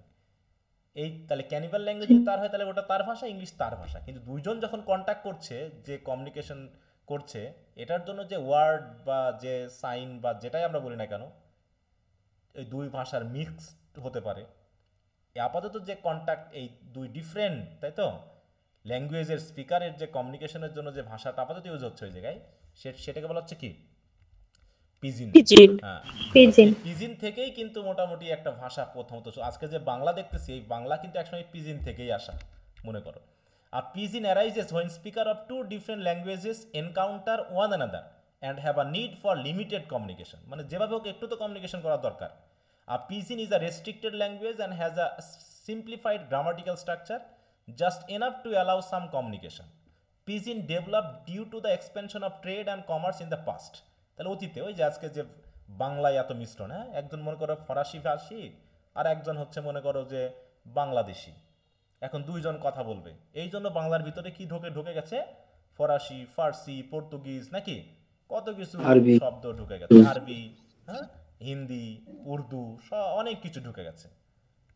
কারণ বাংলা ভাষা অস্তিত্ব নেই আর। হ্যাঁ, ওটা নিতে Original। হয়েছে, ওটা নিতে হয়েছে। এখন ওই যে বললাম যে আমরা যখন বাংলাতে কথা বলছি অনেক ইংরেজি কথা বলছি না এখন, যেগুলো অটোমেটিক চলে এসেছে। হ্যাঁ, কিন্তু এটাকে এখন নিয়ে নিচ্ছি, জি। কিন্তু পিজিন হবে ওই মুহূর্তটা যখন দুইজন সম্পূর্ণ ভিন্ন ভাষার এবং দুইজনের ভাষা কমন না, তখন একটা কমন তারা তৈরি করে নিচ্ছে। দুই ভাষা থেকে ওয়ার্ড নিয়ে তার একজন আরেকজনকে বোঝাতে গিয়ে ওই যে মিক্সড হয়ে গেছে ভাষাটা, হয়ে তারা আপাতত লিমিটেড কমিউনিকেশন করতে পারছে। তা হচ্ছে pidgin evolves among adult native speakers of different languages. Historically pidgin arose in colonial situation, যেটা আরও তো, যেটা ইংলিশ অনেক সময় অনেক দেশে ভাষা ইংলিশ হয়ে গেছে, where the representative of the particular colonial power, official, tradesman, seller etcetera came in contact with natives. বিশেষ করে দেখো ওই যে তোমার ফোর্ট উইলিয়াম কলেজ যে গঠিত হলো, তাই না, ব্রিটিশরা যখন এদিকে আসলো তারা ফোর্ট উইলিয়াম কলেজ প্রতিষ্ঠা করলো কলকাতাতে। সেখানে তারা বাংলা ভাষা শিখতে শুরু করলো এবং বাংলা বিভাগও করেছিল। সেই বাংলা বিভাগের প্রধান হয়েছিলেন উইলিয়াম কেরি, ঠিক আছে তো। উইলিয়াম কেরি আবার কি জানো, ও দেখছো হরপ্রসাদ চলে আসলো, একটা নাম আছে, উনি ওনার কাছ থেকে তিনি বাংলা শিখছিলেন।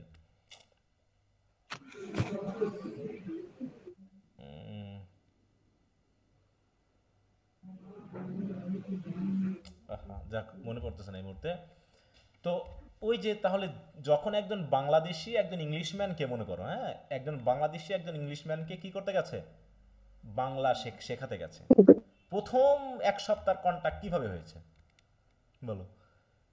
প্রথম এক সপ্তাহের কন্টাক্ট জটিল হয়েছে, এভাবেই হয়েছে, রঙ্গভঙ্গি দিয়ে, অঙ্গভঙ্গি এবং ভাষা ব্যবহার করছে এবং অঙ্গভঙ্গি দিচ্ছে। তখন ওর ইংলিশটা এ বুঝে নিয়েছে, ওর বাংলাটা ও বুঝে নিয়েছে, দিয়ে এই ইংলিশ দিয়ে ওকে বোঝাচ্ছে আর এ একটু বাংলা দিয়ে কে বোঝাতে যাচ্ছে, এরকম হয় না? হ্যাঁ, যে মনে করো এটা বললো মুড়ি, ঠিক আছে তো, মনে করো আমি যখন আমি বললাম এটা মুড়ি, তো ভালো কথা, ও পরের দিন থেকে কি এটাকে মুড়ি বলবে, চাল ভাজাকে মুড়ি বলবে, নাকি? যে ও যখন বলবে তখন এ বলবে আমি মুড়ি খাবো, আর ওকে যখন বলা হবে তখন ওই যে ফ্রাইড রাইস বা এরকম কিছু একটা বলতে চাইবে, নাকি পাফ রাইস কিছু একটা এরকম বলতে চাইবে।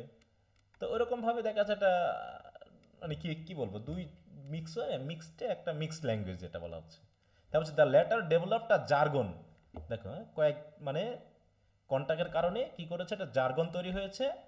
When communicating with the former, মানে নেটিভদের সাথে অফিসিয়ালরা কথা বলার জন্য একটা জার্গন তৈরি করে নিয়েছে।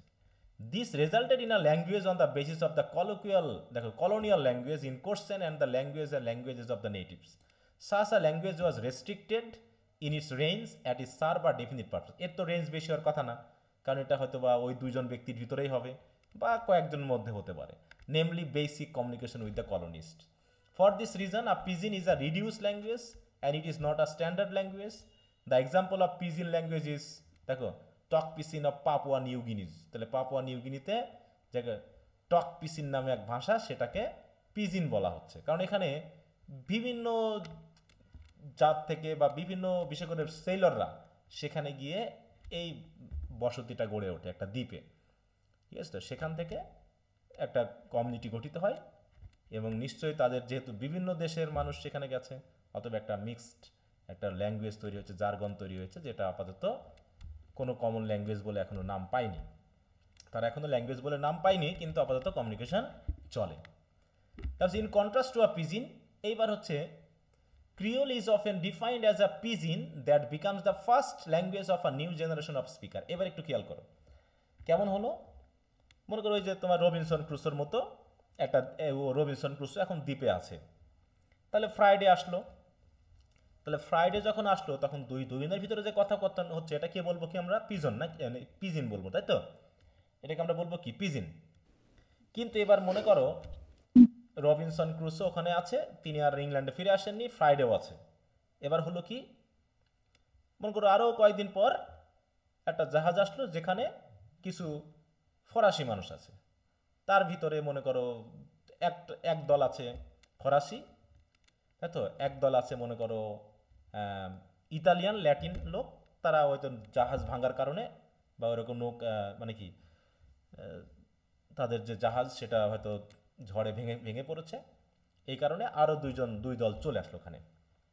এক দল হলো ল্যাটিন আর একদম কোনো হচ্ছে যে ফ্রেঞ্চ ল্যাঙ্গুয়েজ, ঠিক আছে। এদিকে আছে ইংলিশ আর এদিকে আছে ক্যানিবালিজম। তো এবার মনে করো তো ওখানে এবার ওরা আবার ওখানে কি নারী পুরুষ উভয় মিলে আসছে। এবার মনে করো ওইভাবে মোটামুটি 50 বছর চলে গেছে। তাহলে প্রথমে ওই যে ওখানে 5-7 জন লোক আছে ওদের ভিতরে কমিউনিকেট করার জন্য, সকলের সাথে সকলের কমিউনিকেট করার জন্য একটা পিজিন তৈরি হয়েছে, ঠিক আছে। এইবার ওখানকার মনে করো ওদের সন্তান হয়েছে, সন্তান হলো, তারপরে এইভাবে মনে করো 50 বছর চলে গেল। 50 বছর চলে যাওয়ার পর ওই কয়জন ব্যক্তির ভিতরে কমিউনিকেট করার জন্য মনে করো একটা কমন একটা ল্যাঙ্গুয়েজ কিন্তু রেডি হয়ে গেছে। রেডি হয়নি বলো তো এতদিনে, এই 50 বছরে? জি স্যার। জি স্যার। পরবর্তী যে বাচ্চারা জন্মগ্রহণ করেছে তারা এখন কোন ভাষায় কথা বলবে? ওই ল্যাটিনে বলবে, ওই ফ্রেঞ্চে বলবে, ইংলিশে বলবে, না নাকি স্যার, তাদের পিজিনটাই তখন রূপান্তরিত হবে তাদের Native. নেটিভ ল্যাঙ্গুয়েজে রূপান্তরিত হবে। এইবার ওখানে জনগণ বাড়তে থাকলো, বাড়তে বাড়তে এই সন্তান নাতি পুতি সেই অ্যাডাম ইভের মতো, ওদের সন্তান হতে হতে এখন সারা পৃথিবীতে ছড়িয়ে গেছে। তাহলে ওই দ্বীপে যখন মনে করো 500 লোক হয়ে গেল, ওই দ্বীপে এখন 500 লোক হয়ে গেছে, তাহলে 500 লোকের একটা নির্দিষ্ট ভাষা আছে তো নাকি? তাহলে ওই পিজিনটাই এখন একটা ভাষান্তে রূপ নিয়েছে। তখন ওই ভাষাগত রূপটাকে আমরা কি নাম দিব বলো? হ্যাঁ, ক্রিওল বলবো এটাকে। তাই বলছে দেখো, thus a creole arises when a pidgin becomes a mother tongue in the course of, এরকম ভাবে আজকে বাংলা যেটা পাচ্ছি এরও এই একরূপ হয়েছে, ইংলিশেরও একই অবস্থা হয়েছে। তাই বলছি in the course of several generation, দেখো কয়েক জেনারেশন পরে pidgin can become more complex, specially it is develop if it is develop into the mother tongue of a group of speaker. হয়েছে কয়েক জেনারেশন হয়ে যাওয়ার পর 500 মানুষ হয়ে গেছে ওই দ্বীপে এখন, তখন ওই দ্বীপের ওই পিজিনটা একটা ভাষাতে রূপ নিয়েছে। This stage is called creolization. The example of a creole language is দেখো Haitian creole which is French based but widely different from standard French. তাহলে ফ্রেঞ্চ মানে মোটামুটি ফ্রেঞ্চের মিক্সারটা বেশি ছিল, অন্যান্য ভাষা এসেছে, কিন্তু আমরা এখানে স্ট্যান্ডার্ড ফ্রেঞ্চ বলবো না, তাকে আমরা হাইতির মানুষের জন্য হাইতিয়ান ক্রিওল বলবো। যেমন এখন ইংলিশের যে অবস্থা, ইংলিশের অবস্থা কিন্তু এরকম, দেখবা যে ইউটিউব বা অন্যান্য জায়গায় যখন তুমি ভাষা ইয়া করবা তখন দেখবে অনেক ভাষা ইংলিশ নাম আসে, তাই তো, ইউএসএ ইংলিশ, ইউকে ইংলিশ, তারপরে হচ্ছে জাপানিজ ইংলিশ, তাই তো, আফ্রিকান ইংলিশ, অস্ট্রেলিয়ান ইংলিশ, আসলে এরকম ইন্ডিয়ান ইংলিশ, এরকম বিভিন্ন ইংলিশের কিন্তু এখন রূপ হয়ে গেছে। জি স্যার। তাই বলছে thus a creole is a fully functional language, তখন ক্রিওলটা মোটামুটি একটা ভাষাতে রূপ নিয়েছে, of its own which includes elements of its parents language. এখন ওই যে প্যারেন্টস ল্যাঙ্গুয়েজ কি ছিল ওখানে, ল্যাটিন ছিল, ফ্রেঞ্চ ছিল, ইংলিশ ছিল, এগুলো হচ্ছে প্যারেন্ট ল্যাঙ্গুয়েজ। ওখান থেকে ওয়ার্ড নিয়ে এখন একটা ফুলি ফাংশনাল একটা ল্যাঙ্গুয়েজ নিজেই হয়ে গেছে। এখন এর একটা গ্রামার থাকবে, এটার মানে যা যা থাকে একটা ভাষার সব কিছু এর ভিতরে ঢুকে যাবে। তাই বলছি it has a complete grammar of its own and the full expressive power that affords a creole develops among the children of pidgin speaker. তাহলে ক্রিওলটা মেনলি হয় ওই পিজিন স্পিকারদের চিলড্রেনদের মধ্যে। ওই দাদা দাদি কিন্তু এখনো পিজিন অবস্থায় আছে, কিন্তু ওদের যে সন্তান হয়েছে, তাই তো, নাতিপুতি 3-4 জেনারেশন পর যে সন্তানরা হয়েছে তারা এখন একটা ফুলি একটা ফাংশনাল ল্যাঙ্গুয়েজ পেয়ে গেছে। এটা ওদের কাছে আর কিন্তু পিজিন নয়, এটা আর মিক্স ল্যাঙ্গুয়েজ না, তখন এটা অরিজিনালি তাদের একটা মাদার টাং হয়ে গেছে। কি কথা বুঝতে পারছো? তাহলে পিজিন কি, তারপর হচ্ছে ক্রিওল কি, আর ক্রিওলাইজেশনটা কি। তাহলে এই পর্যন্ত আশা করি কারো বুঝতে সমস্যা হয়নি, হয়েছে? না স্যার। আচ্ছা, এরপর কিছু হাইপোথিসিস বা কিছু বিষয় রয়েছে, এটা একটু হ্যাঁ, এইটা খুবই গুরুত্বপূর্ণ একটা বিষয়। দেখো স্যাফির-ওরফ হাইপোথিসিস, এখানে দেখানো হয় ভাষাগত ব্যাপারটা কিভাবে এসেছে, কত ভাষার কিভাবে রূপ নিয়েছে ইত্যাদি ইত্যাদি। আচ্ছা, একটু 2 মিনিট সময় দাও আমাকে, আমি একটু আসছি।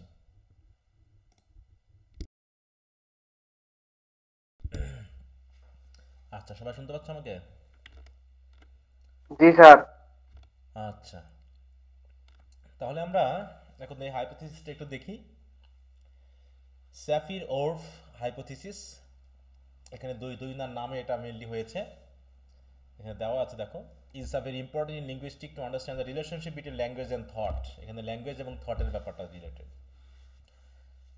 এই ব্যাপারটা এসেছে এডওয়ার্ড স্যাফির ইন 1929 এবং later by student and colleague Benjamin Whorf in 1956। তাহলে স্যাফির ওরফ এই থিওরিটা দুজনের নাম কি যারা দিয়ে দিয়েছেন? Edward Sapir and Benjamin Whorf. তাদের রিলেশনশিপটা কি? স্যার শিষ্যগুরু। গুরু শিষ্য, তাই তো?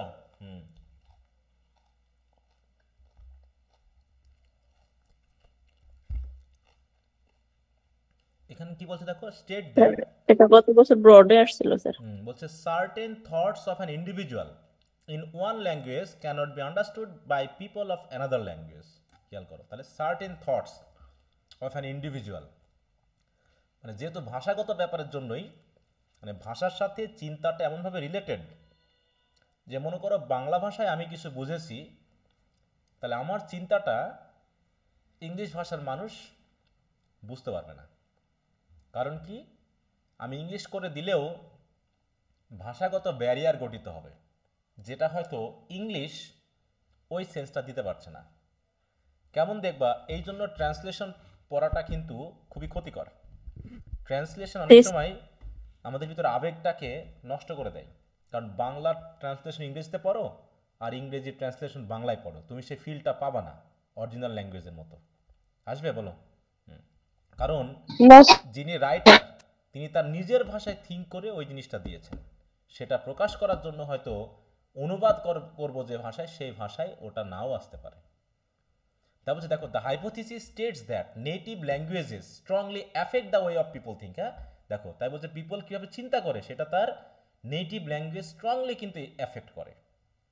অতএব the Sapir Whorf hypothesis focuses on the fundamental nature of language and its connection to thoughts. অতএব তাদের এই হাইপোথিসিসের মেইন ফোকাসটা হলো যে মানুষের ভাষা এবং তাদের চিন্তার ভিতরে যে কানেকশন, সেইটা কিন্তু এখানে জটিল। তার মানে স্যাফির-ওরফ থিওরির মেইন ফোকাসটা হচ্ছে কি, ল্যাঙ্গুয়েজ এবং থটের ভিতরে যে connection. It is the theory that states that the structure of a language determines or greatly influences the moods of thought and behavior characteristics of the culture in which it is spoken. তার মানে ল্যাঙ্গুয়েজের যে structure সেটা কি করে, ওই এলাকার মানুষ বা ওই দেশের মানুষ বা যে ওই ভাষাতে যে সকল মানুষ কথা বলে তাদের থট এবং বিহেভিয়ারের উপরে বড় ধরনের প্রভাব বিস্তার করে। তার মানে ল্যাঙ্গুয়েজ, তাই তো, ওই ভাষার মানুষের চিন্তা ভাবনা এবং আচরণকে ব্যাপকভাবে প্রভাবিত করে। এইটাই হচ্ছে স্যাফির-ওরফ থিওরির মেইন ফোকাস। কি কথা বোঝা গেল? ল্যাঙ্গুয়েজ এবং তার চিন্তা বা আচরণ। এই জন্য আমাদের ভাষার সাথে আমাদের কালচার জড়িত, আমাদের চিন্তা ভাবনা জড়িত, এবং আমাদের ভোকাল কর্ডটা ওরকমই হয়ে যায়। ইংলিশের চিন্তাভাবনা আলাদা, ইংলিশম্যানের চিন্তাভাবনা আলাদা, ইংলিশদের গতিবিধি আলাদা, ফ্রান্সের আলাদা, জার্মানির আলাদা, রুশের আলাদা, ইত্যাদি ইত্যাদি। এখন কিছু জিনিস আছে যেগুলো আমরা ভাষায় প্রকাশ করতে পারবো না। যেমন কেক বলতে কি বোঝায়? কেকের বাংলা কি বলো? পিঠা। হ্যাঁ, পিঠা আর কেক কি এক জিনিস? হ্যাঁ, রুটি, পিঠা, কেক এগুলো এক জিনিস না। ওরা যেটা কেক বলে সেটার কোনো বাংলা আমাদের নেই, আছে বলো? সেটা আমরা কি, হ্যাঁ, কিন্তু আমরা ওই পুলি পিঠাকে আর কেক বলে চালাতে পারবো না। আমাদের যে হাত রুটি সেটাকে আমি নিশ্চয়ই কেক বলতে পারবো না, ওটাকে রুটিই বলতে হবে, ওটা ওই পুলি পিঠাই বলতে হবে, ঠিক আছে? ওটা পাকানি বলতে হবে। ওর কোনো ইংলিশ আছে পাকানের? বলো। হ্যাঁ, এখন তুমি যদি জোর করে বলতে চাও তাহলে বলবা। জিলাপির কোনো ইংলিশ আছে? বলো। না স্যার, কোড মিক্সিং করে বাংলায় বলে দিব। স্যার জিলাপির ইংলিশ মেয়েদের মন। হ্যাঁ, মন, ওইটাই। তাহলে এখন শাড়ি, লুঙ্গি, কোন বইয়ের মাথা? শাড়ির তো আর ইংরেজি হবে, কারণ শাড়ি তো ওরা পরেনি। তাহলে ওই ভাষা দিয়ে, ওই সেন্স যদি তুমি শাড়ি দিয়ে মেয়েদের মন পেঁচিয়ে যদি তুমি একটা সাহিত্যকর্ম লেখো, এটা যদি বাংলা ইংলিশ করতে যায় কোন ইংলিশম্যান, ওটার কি ওই আবেগ আসবে? বলো। No sir. তাহলে শাড়ির ট্রান্সলেশনই বা তুমি কি করবা? যে a long cloth worn by a women around her body, এই তো? এরকম বলবো শাড়ির ইংরেজি? আর কিছু বলা যাবে? কিছু বলা যাবে? হ্যাঁ, তাহলে ওটা শাড়ি বলতে হবে, শাড়ি দিয়েই বিবেচনা করতে। ধুতি, ধুতি কারা ইউজ করতো? হিন্দু সমাজ ইউজ হতো। ছেলেরা হ্যাঁ, হিন্দু এখন বাঙালিরা। ছেলেরা এবং হিন্দু সমাজে এটা ইউজ হতো। একসময় মুসলিম খ্রিস্টান সবাই পড়তো, এখন তো ওটা হয়ে গেছে, চেঞ্জ হয়ে গেছে। তো এখন এই ধুতির যদি তুমি এখন আবেগ দিয়ে কিছু বলো, ধুতি নিয়ে যদি লেখো, তাহলে এখন ধুতির ইংরেজি তো ট্রান্সলেট করতে গেলে ওটা আসবে না। তো এই ব্যাপারটা বলতেছে। অতএব ল্যাঙ্গুয়েজ ডিটারমাইন করে এবং ইনফ্লুয়েন্স করে কাকে? ওই থট বা বিহেভিয়ারকে। কাদের? ওই ভাষায় যারা কথা বলে তাদের। এইটাই হলো মেইন থিওরি। তো এই জায়গাটা খেয়াল রাখো যে এটা কি জাতীয় থিওরি, যদি কখনো আসে পরীক্ষায় যে হোয়াট ইজ থিওরি বা হোয়াট ডাজ ইট মিন, এটা তখন এই সংজ্ঞাটা তোমরা ইউজ করতে পারো। এখন এর ব্যাকগ্রাউন্ডটা কি, মানে কেন এই থিওরিটা তারা দিয়েছে? ল্যাঙ্গুয়েজের থট আর ইন্টারউইন্ড, ওই যে বলছে ভাষা এবং চিন্তা হচ্ছে কি একটার সাথে আরেকটা ওতপ্রোতভাবে জড়িত। কারণ আমি যা কিছু বলছি বা যা কিছু আমি যদি চুপ করেও ভাবি, তা কোন ভাষায় ভাবি বলো? বাংলায়। বাংলাতে ভাবি, বাংলা। বাংলাতে ভাবছি, তাই না? যে এখন আমি ঘুমাতে যাব, এটা মনে করে ভাবছি আমি। তাহলে ভাবনার সাথে ল্যাঙ্গুয়েজ একদম জড়িয়ে গেছে, এটাকে সেপারেট করার কোনো সুযোগ নেই। সেটা আমি চিন্তায় করে করি আনস্পোকেন অবস্থায়, আর আমি কথা বলি না কেন। They have influence many scholar that opened up many areas of investigations and dealt with. এটা গেল।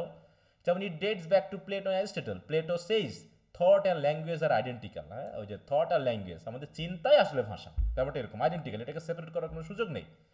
Aristotle says no chance for human beings to have the same language. হ্যাঁ, তাহলে no chance for human beings to have the same language. সারা বিশ্বের মানুষ একই ধরনের ভাষা ব্যবহার করতে পারবে না। পারবে বলো? কারণ এক একজনের এলিমেন্ট এক এক ধরনের। একই যে জিনিস কি আছে বলো? বাঙালিরা যে পরিবেশে থাকে আর রাশিয়ান মানুষ যে পরিবেশে থাকে, এই দুজনের ভাষা কি একই রকম করে মেলানো সম্ভব বলো? তুমি এখন রাশিয়াতে গিয়ে যদি বাংলা ইউজ করতে চাও, তা তুমি ওখানে অনেক কিছু দেখবা যেগুলো তোমার দেশে নাই। তা তুমি ওগুলোর বাংলা কি বলবা বলো? ওগুলোর কোনো বাংলা হবে? তখন তোমাকে ওই রুশ শব্দটাই বাংলার ভিতরে ঢুকিয়ে নিয়ে কথা বলতে হবে, নাকি? যেমন mobile phone, Facebook, YouTube, internet, এগুলোর কি ইংরেজি আছে বলো? এখন আমি বললাম কি, এখন আমি যদি বলি আমি একটা ফেসবুকে পোস্ট দিয়েছি, এই পোস্টের বাংলা আমি কি দিব? পোস্টের বাংলা কি বাবা? নিয়োগ। ওটা তো অন্য ক্ষেত্রে গেল। তখন পোস্ট তো অন্য কিছু। আমি ফেসবুকে একটা পোস্ট দিলাম, এবার তোমাকে বললাম তুমি এটা শেয়ার করে নিও। তাহলে শেয়ারের ইংলিশ হবে বাংলা কি? ভাগাভাগি করে নেওয়া। এই ভাগাভাগি মানে তো আলাদা জিনিস, তাই না? এই ভাগাভাগি মানে তো আলাদা জিনিস। এখন এই শেয়ারের বাংলা তুমি কি দিবা? এবার কমেন্ট করতে বললাম, যে তুমি একটা কমেন্ট করো, তাহলে এটা বলে মন্তব্য করো, তাই তো? কিন্তু মন্তব্য যে সেন্সটা দেয়, কমেন্টও তো এখানে সেই সেন্সটা দিচ্ছে না, তাই না? হ্যাঁ, তাহলে ওই জন্য ওইগুলোকে কমেন্টই বলতে হবে, শেয়ারই বলতে হবে, পোস্টই বলতে হবে, আপলোড বলতে হবে, ডাউনলোড বলতে হবে। তো ভিডিও ডাউনলোড করা, এখন এই ভিডিও ডাউনলোড করার বাংলা কি বলবা তুমি? বাংলায় নেই। হ্যাঁ, এটা বাংলায় ডাউনলোড করার বাংলা আছে, কিন্তু ওই ক্ষেত্রে তুমি বাংলাটা দিলে ওই আবেগটা বা ওই ভিডিও নামানো আসবে না। হ্যাঁ, ওইটার আসবে না, ঠিক আছে তো? ওই মিনিং দিবে না স্যার। হ্যাঁ, ওই মিনিং আসবে না। তো তুমি নামানোর যে সেন্সটা দিচ্ছ, ওর সাথে ওটার সাথে সেন্সগত মিল হবে। তাই বলছে দেখো, language shapes the way we think and determines what we can think about. তারপর ল্যাঙ্গুয়েজ আমাদের কিভাবে চিন্তা করি এবং কি চিন্তা করতে পারি সেটারও ডিটারমিনেশন সে করে দেয়। Sapir and Whorf hypothesis highlight that thought embodied in words. অতএব মানে শব্দের ভিতরে আমাদের ভাষা আসলে রূপায়িত হয়, একটা রূপ পাই। ভাষা ছাড়া আমাদের চিন্তার কোনো রূপ থাকবে না। The hypothesis came to prominence in 1930s. The Sapir Whorf hypothesis state that there are certain thoughts of an individual in no language that cannot be understood by those who live in another language. তাহলে কিছু চিন্তা আছে, সব না, কিছু চিন্তা আছে যেগুলো এক ভাষার মানুষ কখনোই আরেক ভাষার মানুষ বুঝবে না। এটা শুধুমাত্র ওই ভাষাগত ডেভেলপমেন্টের মাধ্যমেই বোঝা সম্ভব, তাছাড়া ওটা বুঝবে না কেউ। For example, the unit of word snow, তাই তো, Hopi concept of colour or words and so on, তাই তো? এরকম বিভিন্ন ধরনের কনসেপ্ট আছে বা ওয়ার্ড আছে, সেগুলো বোঝানো সম্ভব না। যেমন তোমার দেশে শিশির আছে, তোমার দেশে শিশির পড়ে, তাই তো? এখন অন্য দেশে কি শিশির পড়ে না বড় কি পড়ে? স্নো পড়ে। স্লো করে হুম। স্নো করে, তাহলে পরে ওটাকে তুমি শিশির কি করে তুষার বোঝাবা? তুষার বলে হ্যাঁ, ওটাকে তুমি তুষার পরাটাকে তুমি স্নো দিয়ে মিলাতে, মানে স্নো দিয়ে কি তুমি ওই শিশির পরা ডিউ এর সাথে কি মিলবে? বলো। না স্যার, তুমি এখন বিদেশে গিয়ে বলতে পারো যে এখন শিশির পড়তেছে?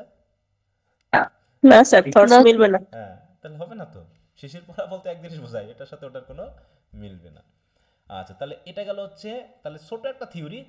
মেন কথাটাই হলো যে ল্যাঙ্গুয়েজ এবং থট একটা intertwined, they are inseparably connected, because language forms the thought, তাই তো, বা থট, তাই তো, is given a form, practical form in words বা ল্যাঙ্গুয়েজের মাধ্যমে।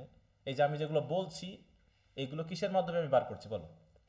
এটা ল্যাঙ্গুয়েজের মাধ্যমে। মানে একটু ভাবলে তুমি বুঝতে পারবে যে কি একটা অদ্ভুত জিনিস না, মাঝে মাঝে অবাক করা বিষয়, যে আমি ভরভর করে কথা বলেই যাচ্ছি, কে বলাচ্ছে আমাকে, এবং আমি একটা ভাষা অলরেডি রপ্ত করে ফেলেছি, যে আমার সাউন্ডগুলো এভাবে এসে আমার চিন্তাকে মুখ দিয়ে বার করছে, এবং ইনস্ট্যান্টলি হচ্ছে। এটা এর থেকে আশ্চর্যজনক কি ঘটতে পারে বলো?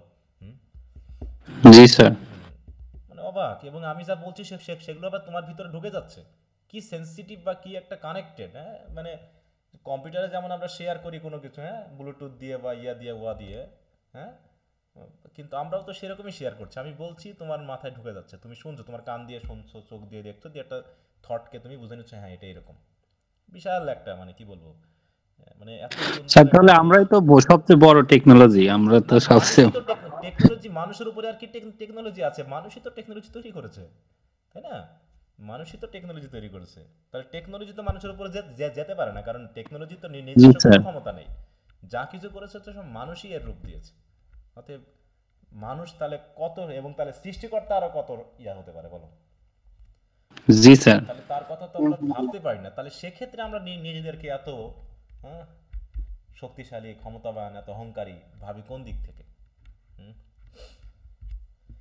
তো যাই হোক, আমরা যা কিছুই করছি, যা কিছুই বুঝছি, সবই অবাক করা জিনিস। হ্যাঁ, এই যে কম্পিউটার, হ্যাঁ, আজকে সারা বাংলাদেশ থেকে বিভিন্ন প্রান্ত থেকে তোমরা আমার সাথে কথা বলছো, আমি কথা বলছি, এবং একই সাথে ইনস্ট্যান্টলি আমরা শুনতে পাচ্ছি। হ্যাঁ, যেটা অদ্ভুত না? যদি সময় তো লাগতে, একটা তো সময় লাগবে, যে না তারে হলেও তো যেতে সময় লাগবে নাকি?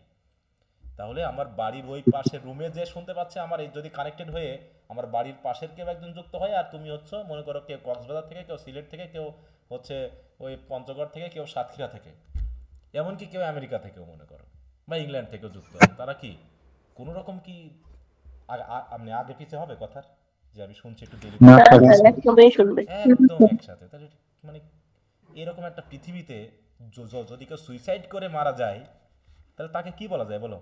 হুম, হ্যাঁ, এরকম পৃথিবীতে যদি কেউ মনে করে যে নিজে নিজে আত্মহত্যা করে বোকা, মারা গেল, তাকে কি বলা যাবে? হ্যাঁ, বোকা বলা যাবে। না, বোকা বললেও নিজে, মানে বোকাদের যেহেতু ছোট করা হচ্ছে, জি স্যার। হ্যাঁ, বোকাদের ছোট করা হচ্ছে, তারা তো বেঁচে আছে। তাহলে সে কি? না, তাকে তো কোনো পশুও বলা যায় না, কিছুই বলা যায় না, আমার মধ্যে কোনো অনুভূতি নাই স্যার। অনুভূতি নাই, কিছুই নাই সে। যারে একজন মানুষ আমাকে কষ্ট দিল, তাই বলে আমি আমার জীবনটাকে নষ্ট করব? এত কিছু পৃথিবীতে, এত সুন্দর একটা জায়গা, যেটা পৃথিবী মানে মরার পর আমি আর কোথাও পাবো না। এই ফোর্থ ইয়ারে তোমরা একটা কবিতা পাবা, ঠিক আছে তো, ওই যে the death of hired man, ওখানে হোমের সংজ্ঞা মানে ইয়া করা হয়েছে, সরি বার্সেস, কবিতাটা বার্সেস, হ্যাঁ, সেখানে বলা হয়েছে যে পৃথিবীর মতো এত সুন্দর জায়গা আমি আর কোথায় পাবো বলো? হ্যাঁ, সেটা আমরা স্বর্গ নরকের কথা বলি, তাও তো সেটা তো আমরা এখন দেখি নাই বা জানিও না। আমার জানা মতে, হয়তো আমি যতটুকু আমার সেন্সে বুঝতেছি, আমি পৃথিবীতে এসে বুঝি, তাহলে এত সুন্দর জায়গা আর কোথায় হতে পারে? বুঝতে পেরেছো? তাই আমরা আমাদের এলাকার আজকে একটা 3 মাসের বাচ্চা রেখে আত্মহত্যা করছে। আত্মহত্যা করছে। হ্যাঁ, আমার কথা হলো আত্মহত্যা করবো কেন? আমি পালাই যাবো অন্য কোথাও গিয়ে, আবার নতুন করে জীবন শুরু করবো, থাকবোই না সেই জায়গায়। কারণ কি, আগামী 1 বছরের মধ্যে আমি জীবনটাকে গুছিয়ে নিতে পারবো, এরকম না ব্যাপারটা? বলো তো, জীবন গুছিয়ে জি নিতে টাইম স্যার, লাগবে। তার ফ্যামিলির সাথে সংসার জীবনের সমস্যা আছে, তার চলে চাকরিটা যাবো, স্যারের দিক, স্পাউসটা স্যারের দিক, সমস্যা কি? হ্যাঁ, ছেড়ে দিব, অন্য জায়গায় চলে যাব। আমার জীবন গোছাতে না 1 বছর টাইম লাগবে না, 2 বছর টাইম লাগবে না, 5 বছরই লাগবে, কিন্তু আমি যে আরো 25 বছর বাঁচবো। সৃষ্টিকর্তার ব্যাপারটা আলাদা, কিন্তু আমার টার্গেট অনুসারে তো আমি আরো বাঁচবো। তাহলে একজন মানুষের জন্য কেন আমি আমার ইয়া করবো? আর যদি কেউ আমার জীবনকে মানে ইয়া করে ফেলে, খুন করে পুলিশের হাতে ধরা দিব, যে ভাই আপনাকে মারিস না, তুই আমাকে জেলখানায় ভর্তি করে রাখ, দরকার হলে আজীবন রাখ। একদম খুন করে দিয়ে আমার কথা এরকম।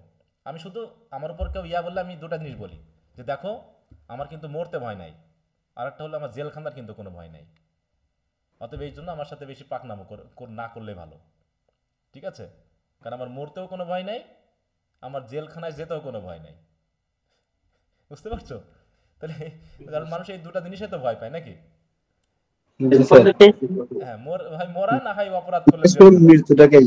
হ্যাঁ, মৃত্যুটাকে আর জেলখানাটাকে, এই দুটাতে ভয় করে। আর এই দুটার কোনোটাই আমার ভয় নাই, কারণ জেলখানায় আমি 10 বছরই থাকবো। কিন্তু আমি যদি জেলখানায় গিয়ে ভালো করি, আমি যদি আমার অবস্থানে ফিরে যাই, আবার আগের অবস্থানে, আমি সেখান থেকেও শাস্তি মকুব করে ফেরত আসতে পারি। কিন্তু তোমার হাত থেকে আমি মরতে রাজি না, তখন তোমাকেই মেরে ফেলবো আমি, বেশি পাকনামো করে। ঠিক আছে, ব্যাপারটা এরকম। কারণ এত সুন্দর একটা জীবন পেয়েছি, এরকম ব্যাপার। হ্যাঁ, যে জীবনটা আমি কখনোই পাবো না। পাবো বলো? সৃষ্টিকর্তার কি আশীর্বাদ। হ্যাঁ, আমি এখন কথা বলছি, আমি করছি তোমার সাথে, এত বড় একটা আশীর্বাদ পেয়েছি, সেইটাকে আমি এত হেলাই খেলায় নষ্ট করবো? এত সহজ সোজা না তো। একটা প্রেমের জন্য, একটা মেয়ের জন্য, বা একটা টাকার জন্য, হ্যাঁ আমার 5 কোটি টাকা হয়তো লস হয়ে গেছে, আরে যাক না লস। 5 কোটি টাকা যখন আমি ইনকাম করতে পেরেছি, লস করতে পেরেছি, তখন আরো 5 কোটি টাকা আমার এমনি আসবে। হ্যাঁ, অনেক আছে না যে একটু এইটা কোম্পানি লস হয়ে গেছে, হয়ে যায়, আর নাই কয়েক বছর ধরে আমি ফকির অবস্থায় জীবনযাপন করবো, সমস্যা কি? স্যার প্রেমের ব্যাপারটাও তাই, একটা যেহেতু করতে পারছি আরো করতে পারবো। হ্যাঁ, সবকিছুই। হ্যাঁ, আর ওই প্রেম টেম ব্যাপারটা নিয়ে আমি একদম মোটেও আগে থেকেও দেখতাম যে অনেকে অনেক মন খারাপ, এটা ওটা করা। আরে একটা প্রেম করতে হয় না, আর একটা জায়গায় লাগে যাবো, দেখবো আগের প্রেম তুমি ভুলে গেছো। হ্যাঁ, এত টেনশন কি আছে? হ্যাঁ, অতিরিক্ত দেবদাস হওয়ার কোনো মানে নাই তো। দেবদাস হয়ে নিজের জীবনের কোনো লাভ আছে বলো তো? মানুষ পারে না আমার কিছু। হ্যাঁ, এটা একদম মানে কি লস প্রজেক্ট, এই পুরো প্রজেক্টটা লস। ওর জন্য সময় নষ্ট করে না। প্রেমিক প্রেমিকা তো অনেক দূরের ব্যাপার, মানুষের তো বিবাহিত স্বামী স্ত্রী ছেড়ে দিয়েও আরেকবার সংসার করে। মনে করো যে তোমার ওয়াইফ বা তোমার হাজবেন্ডের সাথে তোমার মিলছে না, আর মেলার কোনো সম্ভাবনাও নেই, তেজ ছেড়ে দরকার কি নিজের জীবনকে নষ্ট করার? কেউ যদি তোমাকে বুঝতে না চায়, তাকে দরকার কি আমার? কারণ আমার জীবন আমার, আমি এত কষ্ট নিতে যাবো কেন? এরকম ব্যাপার। আমাকে আমার মতো থাকতে দাও, তখন হবে। হ্যাঁ, না এখন তো ওই গানটাই আমার, যে আমাকে আমার মতো থাকতে দাও, এর কোনো আর ভার্সন হতে পারে না। ঠিক আছে তো? কারণ কি ওই জন্য বললাম যে পৃথিবী এত সুন্দর একটা জায়গা, সৃষ্টিকর্তা আমাকে আশীর্বাদ হিসেবে দিয়েছে। অনেকেই তো পায়নি, অনেকে জন্মের আগে মারা গেছে। আমি আমার জীবন দিয়ে ভাবি, তাই তো আমার একটা মেয়ে 2-3 বছরে মারা গেল, আর একটা মেয়ে তো 7 মাসে গর্ভেই তাকে পৃথিবীর আলোয় দেখাতে পারলাম না, বলো। আর আমি সেই জায়গায় এখনো বেঁচে আছি। আমার মা মারা গেছে, আমার নানি মারা গেছে, আমার মামিরা মারা গেছে, আমার বাবা শুধু আছে, দাদু দাদি সব মারা গেছে। হ্যাঁ, আমি এখনো পৃথিবীতে আছি। এর থেকে বড় আশীর্বাদ আর কি হতে পারে সৃষ্টিকর্তার, বলো? তারপরেও এত কিছু চাকরি পাচ্ছি, একটা পাচ্ছি, এত মন খারাপ করার কি আছে গো? আর সৃষ্টিকর সেই অনেস্ট ব্লাইন্ডনেসের মতো ছেড়ে দিয়েছি, যে যা দিবে আমি বহন করে নিব এবং চলে যাবে জীবন। আর মন খারাপ করার, দুঃখ করার কিছু নাই। এই যে তোমাদের ম্যাডামকে বগুড়ায় রেখে আসছি, চিকিৎসা বা ব্যাপার যা করা লাগবে আমি তাই করাবো, জমি জায়গা বিক্রি হলে করাবো, কিন্তু এ নিয়ে মন খারাপ করার কিছু নাই, কারণ আমার হাতে কিছু করার নাই আছে, বলো? ডাক্তার যা রাজশাহী থেকে ঢাকা স্কয়ার থেকে শুরু করে যত দেখানোর দেখাইছি, যে দেখানোর দরকার দেখায়, বাকিটা সৃষ্টিকর্তার উপরে ছেড়ে দাও, যেটা হবার সেটা ঘটবে, আমার আর কিছুই করার নেই। তো এই হচ্ছে ব্যাপারটা। তাহলে কেউ কেউ টাকা হারাই গেলে মন খারাপ করে, কেউ বন্ধুত্ব হারাই গেলে মন খারাপ করে, কারণ প্রেম ভেঙে গেলে মন খারাপ করবে। এইসব মন খারাপ করার কিছুই নেই। কেউ যদি সৃষ্টিকর্তা পৃথিবী সম্পর্কে তার যদি গভীরতা একটা থাকে, মন খারাপ করার কোনো জায়গা নেই। একটা রেজাল্ট তোমার জীবনকে নির্ধারণ করে না। 1 বছর নাই ফেল করে গেছো, পরের বছর তুমি দেখাই দাও না, সুযোগ কি নাই, বলো? অবশ্যই সুযোগ আছে। তাহলে আমি আত্মহত্যা, এই যে অনেক এসএসসি বা এসএসসি রেজাল্টের পর ছেলে বলে আত্মহত্যা করে, কি হলো লাভটা, বলো? কি দাঁড়ালো ঘটনাটা? তাদের নিজেদের প্রতি বিশ্বাস নেই, সৃষ্টিকর্তার প্রতি বিশ্বাস নেই। হ্যাঁ, এটা হলো বড় কথা, যে তার নিজের প্রতি বিশ্বাস নেই। একজন মানুষ একটা কিছু বললো আর অমনি সে সহ্য করতে পারলো না। কি ধরনের মেন্টালিটি হতে পারে এগুলো? হ্যাঁ, আচ্ছা, তো যাই হোক, এবার স্যাফির হোর্ফের স্ট্রং এবং উইক ভার্সনটা এটা কি? এরপর আমরা কত দূর আছি বলো তো? এখনো বাকি আছে স্যার অনেক। এখনো জেন্ডার টেন্ডার মিলে অনেক কিছু বাকি আছে। আজকে দেখি আমরা হবে না স্যার, যতটুকু পারি। হ্যাঁ, একটু আগাইনি, একটু মাঝখানে যেহেতু অনেক কথা বলা হয়েছে। তো দেখো, স্ট্রং এবং উইক ভার্সন, এগুলো এনাদের ব্যাপারটা কি? বলছে স্যাফিরোর hypothesis is understood as having two different versions, the strong version এবং উইক ভার্সন। কি ব্যাপার? বলছে the strong version is called the linguistic determinism.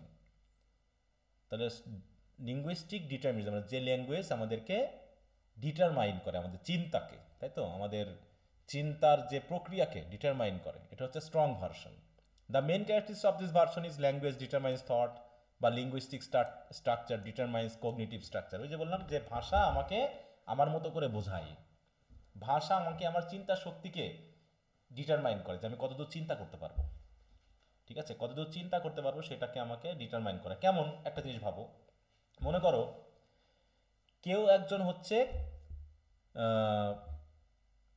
তুমি মনে করো ইসলাম ধর্মের, ঠিক আছে, একজন হচ্ছে ইসলাম ধর্মের, তাহলে তুমি ইসলাম ধর্মটাকে খুবই গভীরভাবে মানে জেনেছো এবং তুমি ওই ধর্মসহ তার ভাষাগুলোকে এমনভাবে রপ্ত করেছো যে পর্যন্ত তুমি চিন্তা করতে পারো। এখন আমি তো তোমার ধর্মে না, তুমি আমাকে বললেই কি আমি বুঝবো? বলো, তুমি আমাকে বললেই বুঝবো আমি? না স্যার। আমি কিন্তু বুঝবো না। তুমি যেভাবে গভীরে বুঝবা আমি কিন্তু সেই গভীরে বুঝবো না। তাহলে আমাকে বুঝতে হলে আমাকে ওই ভাষা জানতে হবে, ওর সাথে ঢুকে পড়তে হবে, তারপরে আমি বুঝবো, তাছাড়া আমি বুঝবো না। ব্যাপারটা ঠিক এরকম। এই যে আমি এতগুলো কথা বলছি, অনেকে এই বিশেষ করে দেখছো টিচারদের কাজই তো কথা বলা, শটাশট শুধু পড়ে গেলে কি একটা জিনিসকে বোঝানো যায়? বলো, একটা কি ওই পর্যায়ে নিয়ে যাওয়া যায় যে যা আছে আমি শুধু রিডিং পড়ে তোমাকে ওইটুকুই বোঝাই দিব? তাহলে না স্যার, আমার না স্যার, করা যায় না। কিন্তু সহজ হবে না বিষয়টাকে, তাই না? আমাকে একটা ছোট জিনিস বোঝাতে গিয়ে অনেক বড় জিনিস বলতে হচ্ছে, দেখাচ্ছে ওর ভিতরে তুমি বুঝে গেছো যে আমি কি বলতে চেয়েছি। ব্যাপারটা তো এরকম হতে হবে। কিন্তু জি স্যার। তুমি মনে করছো স্যার তো অনেক কথা বলতেছে, অনেক কথা বলতেছে।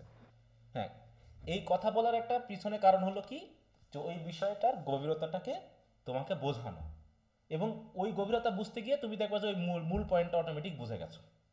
এই যে তোমার যেমন ক্রিওল এবং পিজিন বোঝাতে গিয়ে যে কথাগুলো বললাম, গল্পগুলো বললাম, এই তুমি ওইটা বুঝাতে গেলে আমার গল্পগুলো তোমার মাথায় আসবে কিনা বলো, যে স্যার ওই কথাটা বলেছিল, ওটাই এরকম। জি স্যার, অবশ্যই এটাই মনে থাকবে। এইটাই মনে থাকবে যে ওই যে সে রবিনসন ক্রুসোর গল্পের মতো ওখানে 2-4 জন গেল ইত্যাদি ইত্যাদি।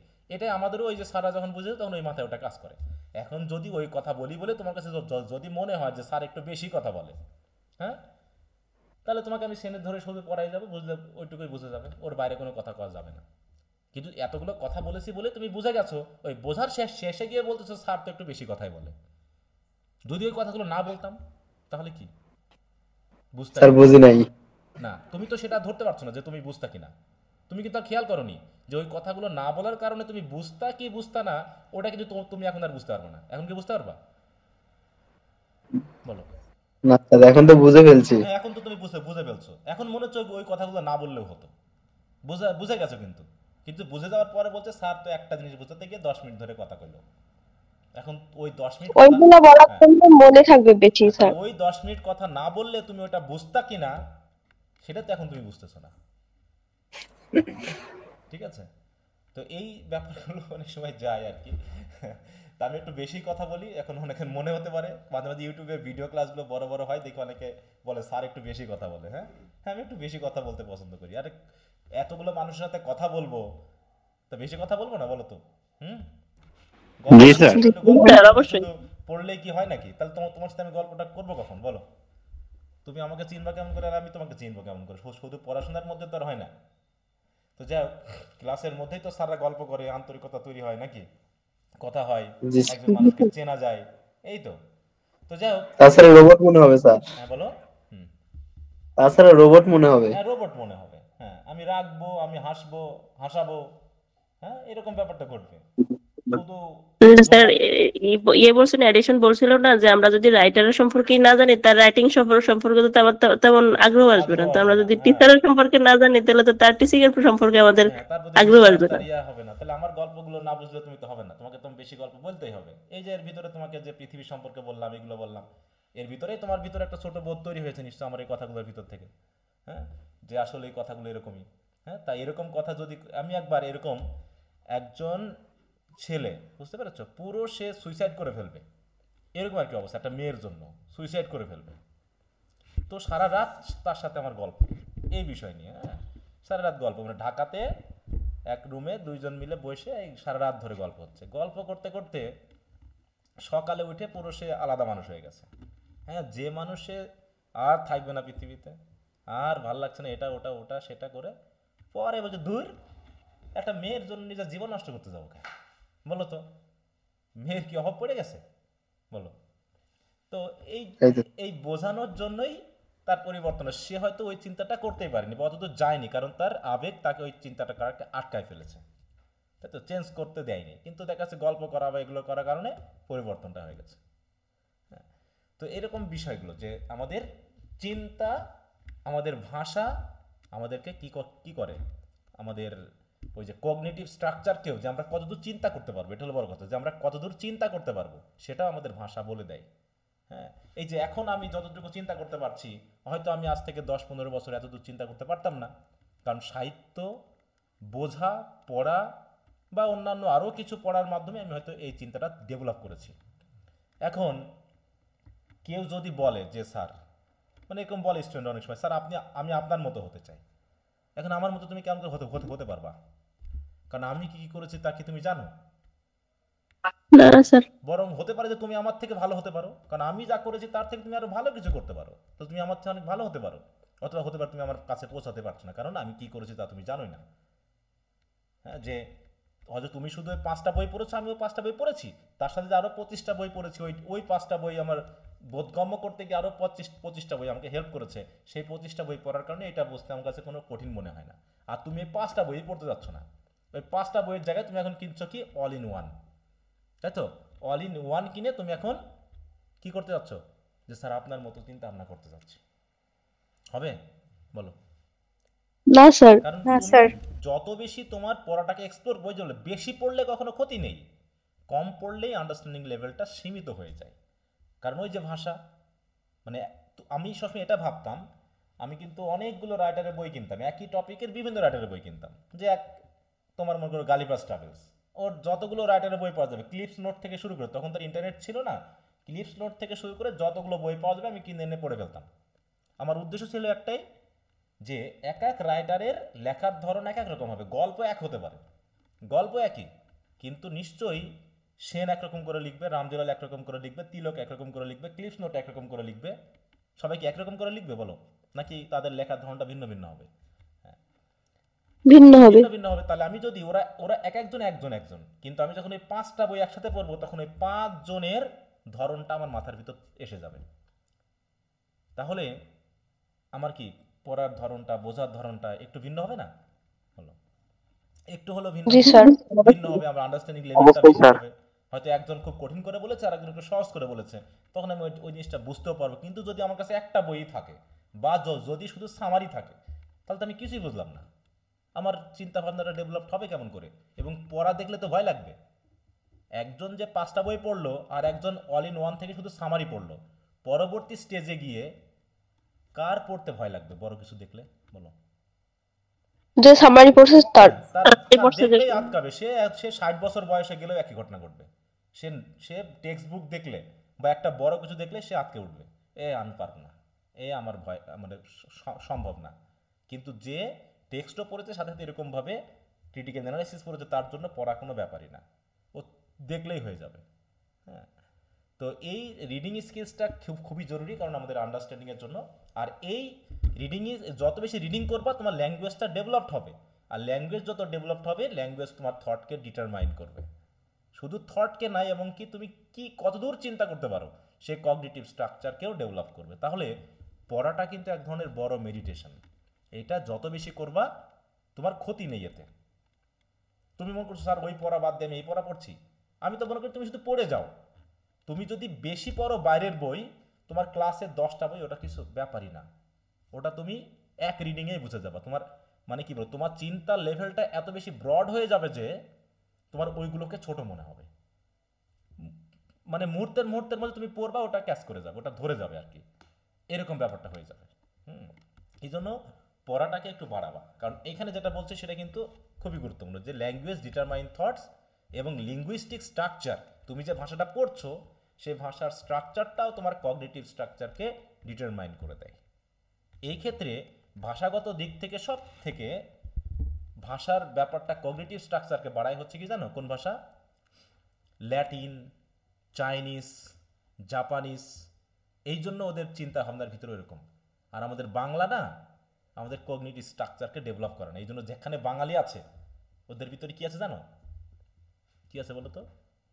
Press sir. আলসেমি, ধান্দাবাজি, এইগুলো। কারণ এটা আমাদের ল্যাঙ্গুয়েজের জন্য, এটা আমাদের পরিবেশের জন্যই, এইটা আমরা এইরকম। এই ল্যাঙ্গুয়েজে যারাই আসুক ওরা এরকমটা হয়ে যাবে। বুঝতে পারছো? ল্যাঙ্গুয়েজ খুব কঠিন একটা জিনিস।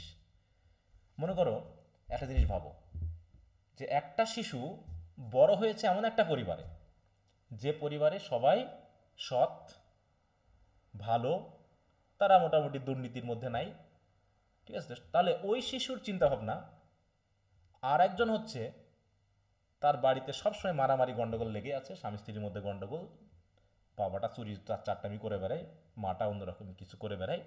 তাহলে ওই পরিবারের যে বাচ্চা, এখন ওই বাচ্চা আর ওই ভালো পরিবারের বাচ্চাকে যদি একসাথে খেলতে দেওয়া হয়, প্রথম আন্ডারস্ট্যান্ডিংয়ে দুইজন কি দুইজনকে বুঝতে পারবে বলো? না স্যার। এবং তাদের চিন্তা ভাবনার জায়গাটা কোন জায়গায় হবে? এখন মনে করো যে বাচ্চার বাবা বিড়াল দেখলে দা দিয়ে কোপ দেয়, সাপ দেখলে লাঠি দিয়ে মার দেয়, তাই তো, তেলাপোকা দেখলে পা দিয়ে চিপটে দেয়, সেই ছেলে মানে সেই পরিবারের বাচ্চাটা সে কি করবে? ওরকমই করবে। তার ভিতরে কোনো মহানুভবতা তৈরি হবে না, সে প্রাণীর প্রতি ভালোবাসা দেখাবে না। আর যে বাবা মা মনে করো প্রাণীর প্রতি ভালোবাসা দেখিয়েছে, কোনো কিছু দেখলে মারার থেকে ফেলে দেয় বা করে দেয়, তাহলে ওই বাচ্চাটা যেমনটা হবে, এই দুজনের চিন্তা ভাবনা কি একরকম হবে বলো? একদমই ডিফারেন্ট। একদম ডিফারেন্ট হবে। তাহলে এই জায়গাগুলো আমাদের হচ্ছে এরকম। হ্যাঁ, তাই বলছে দেখো, for example the Eskimos think more independently about snow. দেখো এখন এস্কিমো বলতে ওই যে ডেনমার্ক বা ওই জাতীয় এলাকায় যেখানে সারা বছরই বরফ থাকে, ওখানে মনে করো সারা বছরই বরফ থাকে এবং তাদের ওখানে ঘাস পাতা সবজি কিছু হয় না, তারা সবসময় ওই মাছ জাতীয় জিনিস খেয়ে বাঁচে। তাহলে ওই রকম একটা ছেলে বা ছোট বাচ্চা, সে কি কখনো আমাদের মতো এই ধান গমালা কথা তখন কি তার মাথায় ঢুকবে এগুলো? তাকে যদি আমি বোঝাতেও যাই, তাকে যদি আমি বোঝাই যে আমার দেশে এরকম ওইরকম সেই রকম, সে কি আদৌ বুঝতে শিখবে বা বুঝবে? তার মাথায় স্যার ও তো ইমাজিনই করতে পারবে না, কল্পনায় আনতে পারবে না, সে কখনো ওটার ইমেজই তৈরি করতে পারবে না। এটা আবার কি জিনিস? সে যা চিন্তা করবে স্নো দিয়ে ভাববে, মনে করবে এরকম একটা কিছু হতে পারে, ওরকম একটা কিছু হয়তো, এটাও কি সম্ভব, এটা হবে। হ্যাঁ, এরকম আর কি ভাববে। তাই সেটাই বলছে যে ল্যাঙ্গুয়েজ এবং থট একটার সাথে একটা রিলেটেড, কারণ তার বিহেভিয়ার, তার পরিবেশ, তার ভিতরে ওই ল্যাঙ্গুয়েজই দিয়েছে এবং তার থট ওই রকম। ঠিক আছে তো, যে সিল মাছ খাওয়া, সিল মাছ কেমন করে খায়, কেমন করে মারে, এরকম। আর আমরা যত কপি, ফুলকপি, তাই তো, মূলা, গাজর, আলু ইত্যাদি ইত্যাদি ভাবি, ওই চিন্তা ওর মাথায় ঢুকবে না। তাই বলছে দেখো, তাই বলছে যে the Eskimos thinks more intelligently about snow because their language contains more sophisticated and subtle words distinguishing various forms of it. তাহলে ওরা বরফ সম্পর্কে বেশি জানে এবং বরফের বিভিন্ন রূপ সম্পর্কে বলতে পারবে। ওই বরফের বিভিন্ন রূপ কি আমরা বলতে পারবো বলো? না স্যার। পারবো না। It is often said that the Eskimo has dozens of words to refer to snow and ice. এমনকি স্নো এবং আইস সম্পর্কে তাদের এরকম ডজন ওয়ার্ড রয়েছে, তাই তো, যে ওই একটা জিনিস বোঝাতে তারা বিভিন্ন ওয়ার্ড ইউজ করতে পারে। কিন্তু আমরা অতগুলো ওয়ার্ড জানি না স্নো সম্পর্কে, জানি বলো? তো ওরকম বলছে যে ধুতি লুঙ্গি কি জিনিস ওরা বুঝবে না নিশ্চয়। আবার ওদের যে ইগলু আবার কি জিনিস, বাড়ির নাম, সেটা নিশ্চয়ই আমাদের দেশের মানুষজন বুঝবে না সহজে, ওটা আবার দেখতে হবে, বুঝতে হবে তারপরে। অন দ্য আদার হ্যান্ড, এটা হচ্ছে কি স্ট্রং ভার্সন, যেটা একদম ডিটারমাইন করে। অন্যদিকে the weak version is called the linguistic relativity. The chief characteristic এটা হচ্ছে speakers of different languages perceive and experience the world differently. ওই যে বললাম যে এই মানে কি স্যাপিরোর থিওরি স্ট্রং ভার্সন, উইক ভার্সনটা হলো কি, যে একই বিষয়কে বিভিন্ন ভাষার মানুষ বিভিন্নভাবে পারসিভ করবে, তাই কিনা বলো? এখন যেমন হচ্ছে নরকে বা স্বর্গ বা নরকের ব্যাপারটা, স্বর্গ বা নরকের ব্যাপারটা। এই স্বর্গ এবং নরক হিন্দুইজমে আর ইসলাম মানে কি এই দুটা কি একরকম করে ভাবে বলো তো? স্বর্গ না স্যার। একরকম? না না স্যার। স্যার। হুম। আমরা যেভাবে ভাবি, তাই তো, মানে আব্রাহামিক রিলিজিয়নের যেগুলো আছে এর ভিতরে আবার পার্থক্য আছে। ইহুদিরা যেভাবে ভাবে, ক্রিশ্চিয়ানিটা যেভাবে ভাবে, ইসলাম যেভাবে ভাবা হয়, নিশ্চয়ই একরকম করে ভাবা হয় না, তাই তো? একটু ভিন্নতা আছে। বেসিক জায়গায় একটু মিল থাকলেও ওদের ওয়ার্ড, ওদের গল্প কাহিনী বা পবিত্র গ্রন্থের যে কাহিনীগুলো একটু একটু করে আলাদা আছে। এই আলাদাতেও আমাদের চিন্তা ভাবনা কিন্তু ভিন্ন করে দেয়। ঠিক আছে? যেমন একটা কথাই যদি আমি বলি, যেমন বলা হয়ে থাকে যে ক্রিশ্চিয়ান রিলিজিয়নে খাবার নিয়ে কোনো বাধা নাই। এটা বলা যায় যে ক্রিশ্চিয়ান রিলিজিয়নে খাবার নিয়ে কোনো বাধা নাই। ঠিক আছে? খাবার নিয়ে বাধা নেই, মানে তারা যা খুশি তাই খায়, এই তো? হ্যাঁ, এরকম না ব্যাপারটা? এবং জি এটা স্যার। এটা এবং বিভিন্ন ধর্মে এটা বিশ্বাসও করে থাকে যে অনেকে এটাও বিশ্বাস করে যে খ্রিস্টান ধর্মে মদ নিষিদ্ধ না, এই তো? মনে করেন এরকম না স্যার, মদ, সব ধর্মই নিষিদ্ধ, খালি হ্যাঁ, ওয়াইন মদ নিষিদ্ধ। আলাদা ব্যাপার। হ্যাঁ, এখানে একটা ব্যাপার রয়েছে যে মদ এবং মাদকতা, তাই তো? মদ, মাদকতা, ওয়াইনের যে ব্যাপারটা, ওয়াইন শব্দের সাথে মাদকতার ব্যাপারটা আসে যখন আমরা এই যে ড্রিঙ্ক করি না বিভিন্ন ধরনের, যেমন জি স্যার। Cold drinks. টাইগার, তারপর আর কি আছে, হর্স। এখন টাইগার আর 7 আপ কি এক জিনিস বলো? না না স্যার, স্যার। দুইটা দুই ধরনের ব্যাপার। কোনটা বেশি অ্যালকোহলিক বলো? টাইগার। সম্ভবত টাইগারে বেশি অ্যালকোহলিক বিষয়টা আছে। তাহলে টাইগার খাওয়া আর 7 আপ খাওয়া কিন্তু এক জিনিস না, দুটো আলাদা জিনিস। ঠিক আছে? তো ওখানেও দেখা যাচ্ছে ওয়াইনের বিভিন্ন গ্রেডেশন আছে। মাতলামি সৃষ্টি করা এক জিনিস, আর ওরা যেহেতু মানে উইন্টার যে দেশে থাকার কারণে ওদের সবসময় শরীর গরম রাখতে হয়, তার ড্রিঙ্ক হিসাবে ওরা আঙ্গুরের যে রস সেটাকে প্রচুর পরিমাণে ওরা ড্রিঙ্ক হিসেবে, আমাদের মতো 7 আপ আমরা মোটামুটি কিছু একটু ভারী খাবার খাইলেই অমনি দোকানে গিয়ে 7 আপ মারি দিই নাকি, 7 আপ, মজো, এগুলো। জি স্যার। তা ওরাও ওইরকমটা করে, বিভিন্ন পার্টি অনুষ্ঠানে ওইটাকে ড্রিঙ্ক হিসাবে কাজ করে, যেটা আমাদের এ সকল 7 আপের থেকে অন্তত ভালো আর কি। হ্যাঁ, এখন ওইটাকে যখন একটা নির্দিষ্ট পরিমাণে অ্যালকোহলিক লেভেল আছে, ওইটাকে যখন বাড়ানো হয় এবং নির্দিষ্ট পরিমাণের বেশি খাইলে তখন সে মাতাল হয়ে যায়। ওদের ওখানে মাতলামি নিষিদ্ধ। ঠিক আছে? তো মাতলামি নিষিদ্ধ, কিন্তু ওয়াইন খাওয়াটা নিষিদ্ধ না। এখন ওয়াইনের কোন পর্যায় পর্যন্ত গেলে মাতলামি করবে, এমন কি জানো তো যে মাতলামি অবস্থায় গাড়ি চালালেও জরিমানা হয় ওদের, হয় কি না বলো? জি স্যার। হ্যাঁ, যদি মাতাল অবস্থায় কেউ গাড়ি চালাইছে তারও জরিমানা হয়। তাহলে কি মাতলামি নিষিদ্ধ না বলো? জি স্যার। তাহলে মাতলামি নিষিদ্ধ মানে যে পরিমাণ খালে তুমি মাতলামি করবা সেটা তোমার অবশ্যই আইনগতভাবে এবং ধর্মীয়গতভাবে নিষিদ্ধ। ঠিক আছে? তো এমনকি আমার ধর্মে এটাও নিষিদ্ধ যে মাতলামি, মানে ধর্ম করতে গিয়ে মাতলামিটাও নিষিদ্ধ, সেটা মাদক খেয়ে করো আর না করো। অনেকে আছে না যে ধর্ম করতে করতে, ধর্মের গান বাজনা করতে করতে এমন পর্যায়ে চলে যায় যে পুরো পাগলের মতো হয়ে যায়, তখন তার কমন সেন্স থাকে না। এরকম হয় না ব্যাপারটা? জি স্যার, যে কট্টর বলে, কোনো কট্টর। বাজার টাজারে গিয়ে এমন হাঁকাহাঁকি করে যে মনোজন মাতাল হয়ে গেছে, খুঁটি ধরে নাচে উঠতেছে, এরকম হয় না বলো? এটা তো সম্পূর্ণ নিষিদ্ধ। হ্যাঁ, এগুলো কি মাতলামি না? এ তো মাদক খায়নি, তারপর তো মাতাল হয়ে গেছে, অতএব মাতলামিটা নিষিদ্ধ। তো এরকম এখন ওই যে ব্যাপারটা, যে চিন্তা ভাবনার যে পার্থক্যটা হয়ে গেল, হ্যাঁ, যে speaker of different languages perceive and experience the world differently. তারা ওই যে বললাম হিন্দু ধর্মের যে স্বর্গ ব্যাপারটা, খ্রিস্টান ধর্মের স্বর্গ ব্যাপারটা, ইসলাম ধর্মের স্বর্গ ব্যাপারটা একটু হলেও পারসিভেশ একটু ভিন্নতা আছে। এবং সাথে সাথে কি ল্যাঙ্গুয়েজ ডিফার্স, দেখো ডিফারেন্স কি করে affect our daily and automatic thinking. যে আমরা কাকে কি, ওই যে প্রেজুডিস বলে যে একটা কথা আছে, হ্যাঁ, যে প্রেজুডিস, এই ব্যাপারটা, হ্যাঁ, যে আমার একজন হিন্দু, একজন খ্রিস্টান বা একজন ইসলাম, তাই তো, মানে মুসলিম, তিনজনের সম্পর্কে কিন্তু এক ধরনের প্রেজুডিস নিয়ে চলে। আমরা একজন আরেকজনকে অটোমেটিক খারাপ বলে মনে করি, এটাই তো নাকি?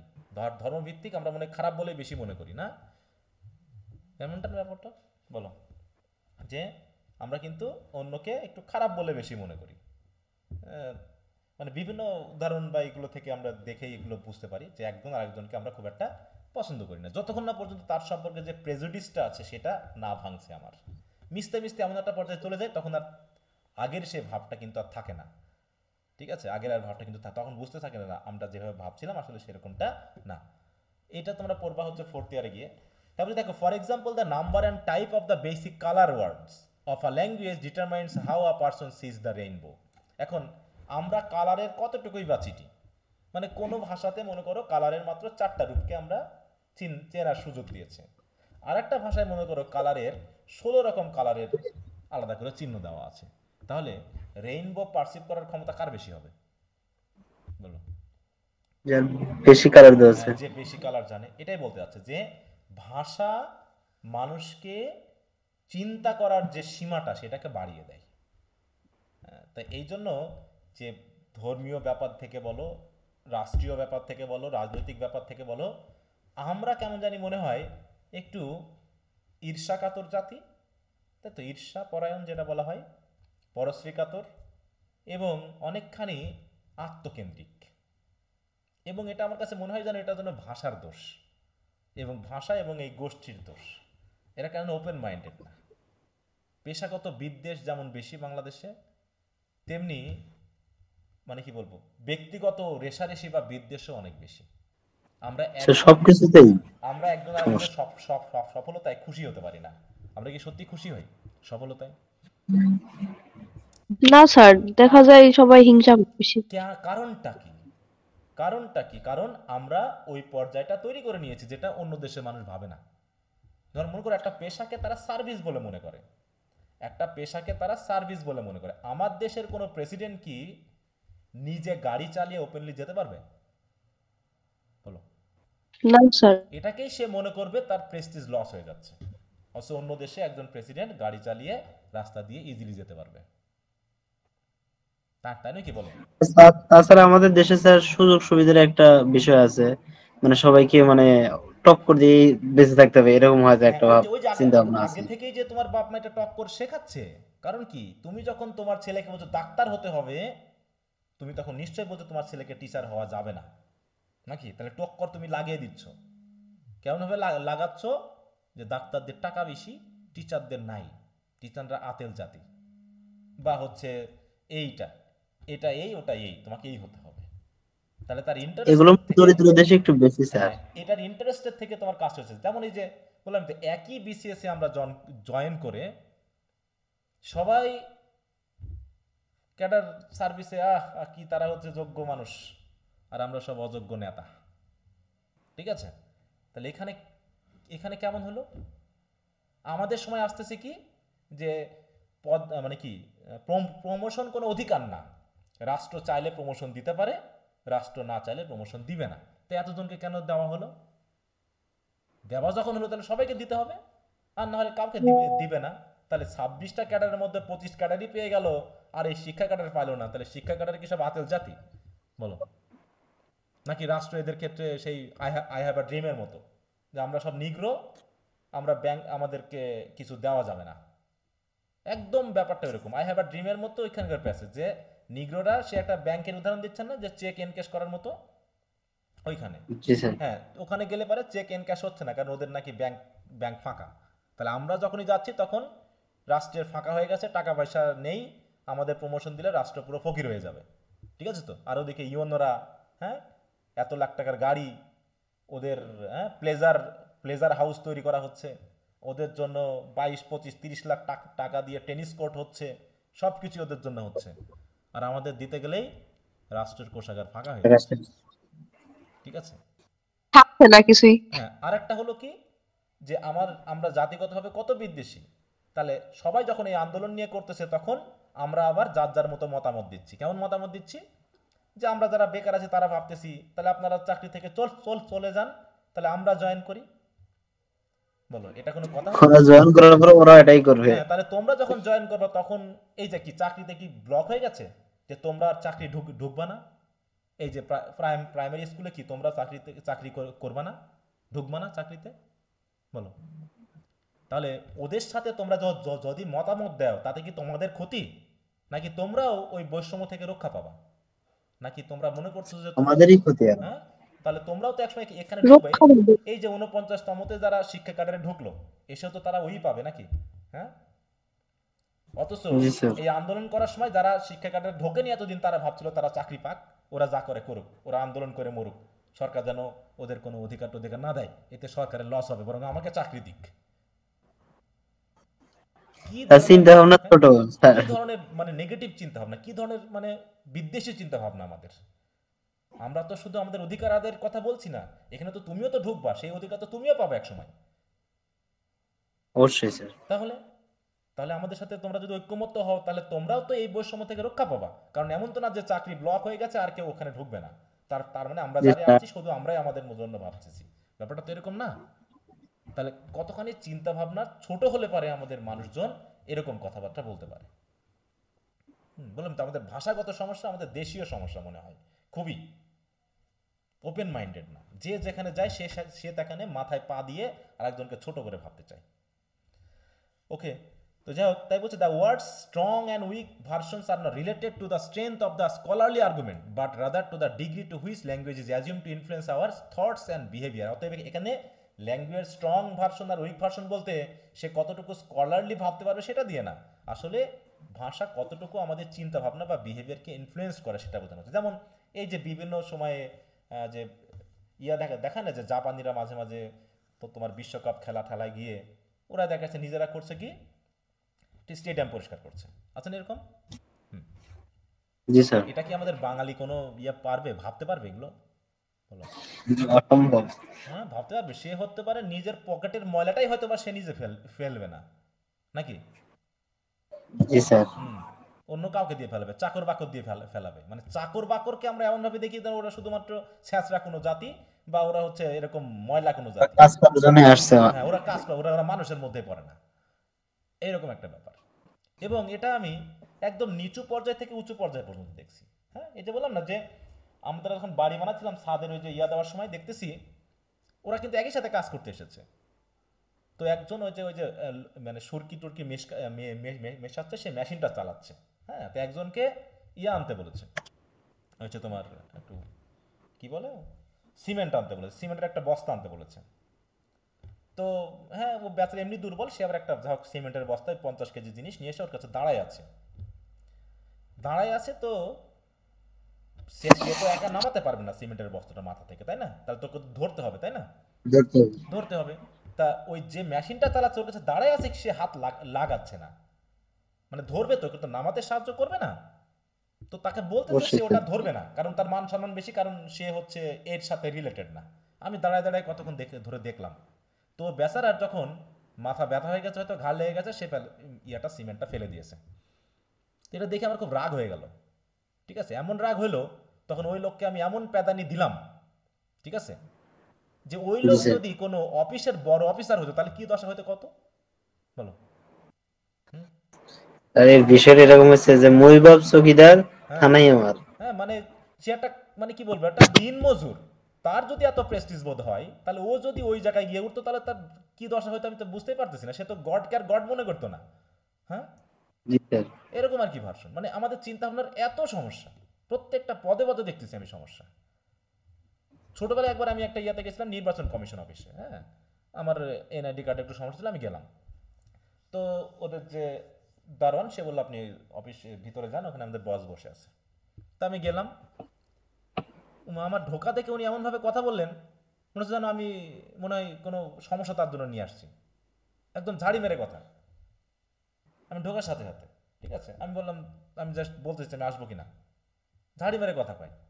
তো আমি একটু রেগে গেলাম, আমি ভাবলাম এগুলোতে খুব রেগে যায় খুব তাড়াতাড়ি, আমিও রেগে গেলাম। যাচ্ছে আপনি আমাকে ঝাড়ি মারলেন। আমি তখন ইন্টারমিডিয়েট হয়তো সেকেন্ড ইয়ারে, অনার্সের সেকেন্ড ইয়ারে পড়ি, বগুড়াতে নির্বাচন মানে অফিসে গেছি। তো উনি আমি বলছি আপনি আমাকে ঝাড়ি মারলেন কে? আপনি আমাকে ঝাড়ি মারার কে? আপনি কি জানেন যে আপনি যেখানে বসেছেন তার থেকে বড় জায়গায় আমি বসতে পারি? কারণ আপনার তো শেষ, আপনার লেভেল শেষ, তাই না? আর আমার শুধু শুরু। আমি তো আপনার চেয়ে অনেক বড় অফিসে আপনার বসও তো হতে পারি। আপনি আমার সাথে এরকম করে কথা বললেন কেন? আমি কি আপনার জন্য কোনো সমস্যা নিয়ে আসছি? আপনি এখানে বসে আছেন কার জন্য? আমি কি এনআইডি কার্ড নিয়ে কি পুলিশ অফিসার কাছে যাব? আমি তো আপনার কাছে আসবো। আপনি এখানে সার্ভিস দেওয়ার জন্য বসে আছেন না অন্য কিছু করার জন্য বসে আছেন? হ্যাঁ, এরকম রেগে গেছে। আমি বলছি রাখবেন না, আপনার আমার উপর রাগার কোনো অধিকার নেই, আমার আছে। আপনারা ভুল করছেন, এটা আপনারা ঠিক করবেন।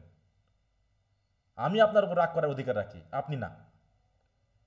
রেগে গেছে, হ্যাঁ এরকম করে বলছে, দিয়ে চলে আসছে, দিয়ে মানে কি বলবো, এরকম একবার পাসপোর্ট অফিসে গিয়ে আমি রেগে গেছিলাম, এরকম পাসপোর্টটা মানে কি বলবো, মনে হয় এটা কোনো সার্ভিস দেওয়ার জন্য না, মনে হয় চাকরি পাওয়ার পর এটা মনে করা যে প্রভু হয়ে গেছে, ওরা যে একটা সার্ভিস দেওয়ার জন্য এসেছে এটা এরা মনেই করে না। আমরাও মানে কেমন জানি একটা জাতি আমরা, যে যেখানে স্যার সার্ভিসটা সাধারণ বিষয়, ওরা নিজেকে মানুষ হিসেবেই মনে করে না, মানে মনে করে না যে ওটা যে চাকরিটা যে করছে সে কার জন্য, সে আসলেই সে রেগে যাচ্ছে। তাহলে সে যাবেটা কোন জায়গায় বলো? একজন স্টুডেন্ট তো কলেজের আসবে, সে কলেজের এখান থেকে তো সমস্যা নিবে। সে যদি এখন আমার কাছে এসে আমি যদি তাকে রাগ দেখাই দেয় তাহলে তো সমস্যা। সে কি ওই ইয়ার কাছে যাবে, আমার শিক্ষা ব্যাপার বা আমার কলেজের ডিপার্টমেন্টের ব্যাপারে কি সে বাংলা ডিপার্টমেন্টে যাবে বলো? তো এই ব্যাপারগুলো খুবই জটিল জিনিস। হ্যাঁ পড়াশোনার ব্যাপার তাকে আমি রাগ দেখাবো, ইয়া করবো, তাকে পড়াশোনা না করলে, কিন্তু তার সার্ভিসটা তো আমাকে তাকে দিতে হবে ঠিক মতো, তাছাড়া সে কোথা থেকে সমস্যা সমাধান করবে? জি স্যার। তো এই ব্যাপারগুলো তাই এখানে বলছে যে আমাদের থট এবং বিহেভিয়ার এটা ল্যাঙ্গুয়েজে যেন ইয়া করেন। আর আমাদের ল্যাঙ্গুয়েজেরই মনে একটা সমস্যা আছে, ঠিক আছে? কারণ আমাদের ওয়ার্ডগুলো এই ধরনেরই, মানে আমাদের ভাষার ভিতরেই এমন কিছু বিষয় আছে যেগুলো দ্বারা আমাদের চিন্তা ডেভেলপড হয়, আমাদের চিন্তাটা গঠিত হয়। হ্যাঁ তারপরে দেখো, according to the strong version the language we speak determines and constant the way we think. এই যে খেয়াল করো, হ্যাঁ যে ল্যাঙ্গুয়েজ যেটা আমরা বলি সেটাই আমরা কিভাবে চিন্তা করি এবং পৃথিবীটাকে কিভাবে দেখি সেটাকে ডিটারমাইন করে দেয়। বুঝতে পেরেছ? এখন যদি আমেরিকা বা ইংল্যান্ড যদি তাদের বর্ডার খুলে দেয় তাহলে ইংল্যান্ডরা কি বের হয়ে আসবে নাকি বাঙালিরা ওখানে ঢুকবে? বাঙালিরা ঢুকবে। কেন ইংল্যান্ডের মতো নিজের দেশকে কি ডেভেলপ করা যায় না? আমরা করছি না কিন্তু। কেন? সবাই তো আমরা পকেটে চিন্তা করতেছি, সবাই তো মাথা আমাদের পকেটের ভিতর, ব্যক্তি স্বার্থ। হ্যাঁ ব্যক্তি স্বার্থের ভিতর। অথচ আমরা সবাই দোষারোপ করতেছি, সবাই, আমি তুমি সবাই দোষারোপ করতেছি যে আমরা দেশের জন্য আমরা নিজের, কিন্তু সে সমাধানটা করবে কে? এই যে রাজনৈতিক ইস্যু যা চলতেছে বর্তমানে, 24-এর কোনো কাজ লাগলো বলো? হ্যাঁ 24-এর কোনো দরকার ছিল? কোনো দরকার ছিল বলো? কোনো কাজ হচ্ছে? কিছু হচ্ছে? এ তো জগা খিচুড়ি ঘটে গেছে। এবং পরবর্তী যে দলগুলো আসার সম্ভাবনা মনে করতেছি আমরা, ভালো হতে যায় স্যার আর খারাপ হয়ে দেশের পজিটিভ কিছু হবে বলে মনে হচ্ছে এখন বর্তমান যে অবস্থা দেখে আমরা ভাবতেছি? স্যার সম্ভাবনা একদমই ক্ষীণ। আপনার কি কোনো পরিবর্তন হয়েছে? কোনো পরিবর্তন কোনো লেভেলে হয়নি, কারণ ভাষার সমস্যা। কারণ আমাদের ওর বাইরে যে আমরা চিন্তাই করতে পারবো না, আমরা ওর বাইরে চিন্তাই করতে পারবো না। হ্যাঁ তারপর দেখো, according to the weak version the language does দেখো language does influence to some extent the way we think and view the world, however does not fully determine and constant it। তার মানে স্ট্রং ভার্সন মানে আমাদের ডিটারমাইনও করে, কনস্ট্যান্টও করে দেয় যে আমরা কতদূর চিন্তা করতে পারবো। আর উইক ভার্সন হচ্ছে ফুলি ডিটারমাইন করতে পারে না, মানে কিছুটা ল্যাঙ্গুয়েজ ইনফ্লুয়েন্সটা কম। তাহলে স্ট্রং মানে হচ্ছে ল্যাঙ্গুয়েজ ইনফ্লুয়েন্সটা বেশি। এখন আসলে কোনটা যে আমাদের ক্ষেত্রে ঘটছে বোঝা মুশকিল। Some other aspects of hypothesis are presented. এখানে অনেক কিছু বলা হচ্ছে যে লিঙ্গুইস্টিক ডিটারমিনিজম, এখানে কয়েকটা ব্যাপার এসেছে, লিঙ্গুইস্টিক রিলেটিভিটি, এগুলো জানলে তখন আমাদের জাতিগত ব্যাপারটার একটা বিষয় চলে আসে। হ্যাঁ এখানে অনেক চিন্তা ব্যাপার চলে আসে, এইটুকু জায়গাটা একটু গুরুত্বপূর্ণ। তো যাই হোক আজকে আর বেশি দূর আগাবো না, তাহলে এই পর্যন্ত নিলাম, আগামী দিন আমরা শেষ করবো। তাহলে আগামীকালকে কি বার? মঙ্গলবার। মঙ্গলবার। আচ্ছা তোমাদের আমি হচ্ছে সন্ধ্যা 6:30টায় ক্লাসটা নিব। হ্যাঁ 6:30টার দিকে একটু যুক্ত হবে ইনশাআল্লাহ। আচ্ছা তো কালকে যতটুকু আছে সেটা এই ক্লাসেরই অংশ হিসাবে আমরা ধরে নিব। হ্যাঁ নতুন করে ক্লাস না ধরবো না, এই ক্লাসেরই অংশ হিসাবে ওটাকে আমরা শেষ করে নিব। কারণ এখানে যেগুলো আছে খুব এই কথাবার্তার ভিতরে দিয়েই আছে। হ্যাঁ যে ফেমিনিস্ট, হ্যাঁ বা এই জাতীয় যে আমরা চিন্তা ভাবনাগুলো করছি, হ্যাঁ এগুলো কতটুকু। ওকে তো ঠিক আছে, তো সবাই ভালো থাকো, অনেকক্ষণ ইয়া হলো, তো গুড নাইট সবাইকে। Good night sir. নমস্কার স্যার। আসসালামু আলাইকুম স্যার।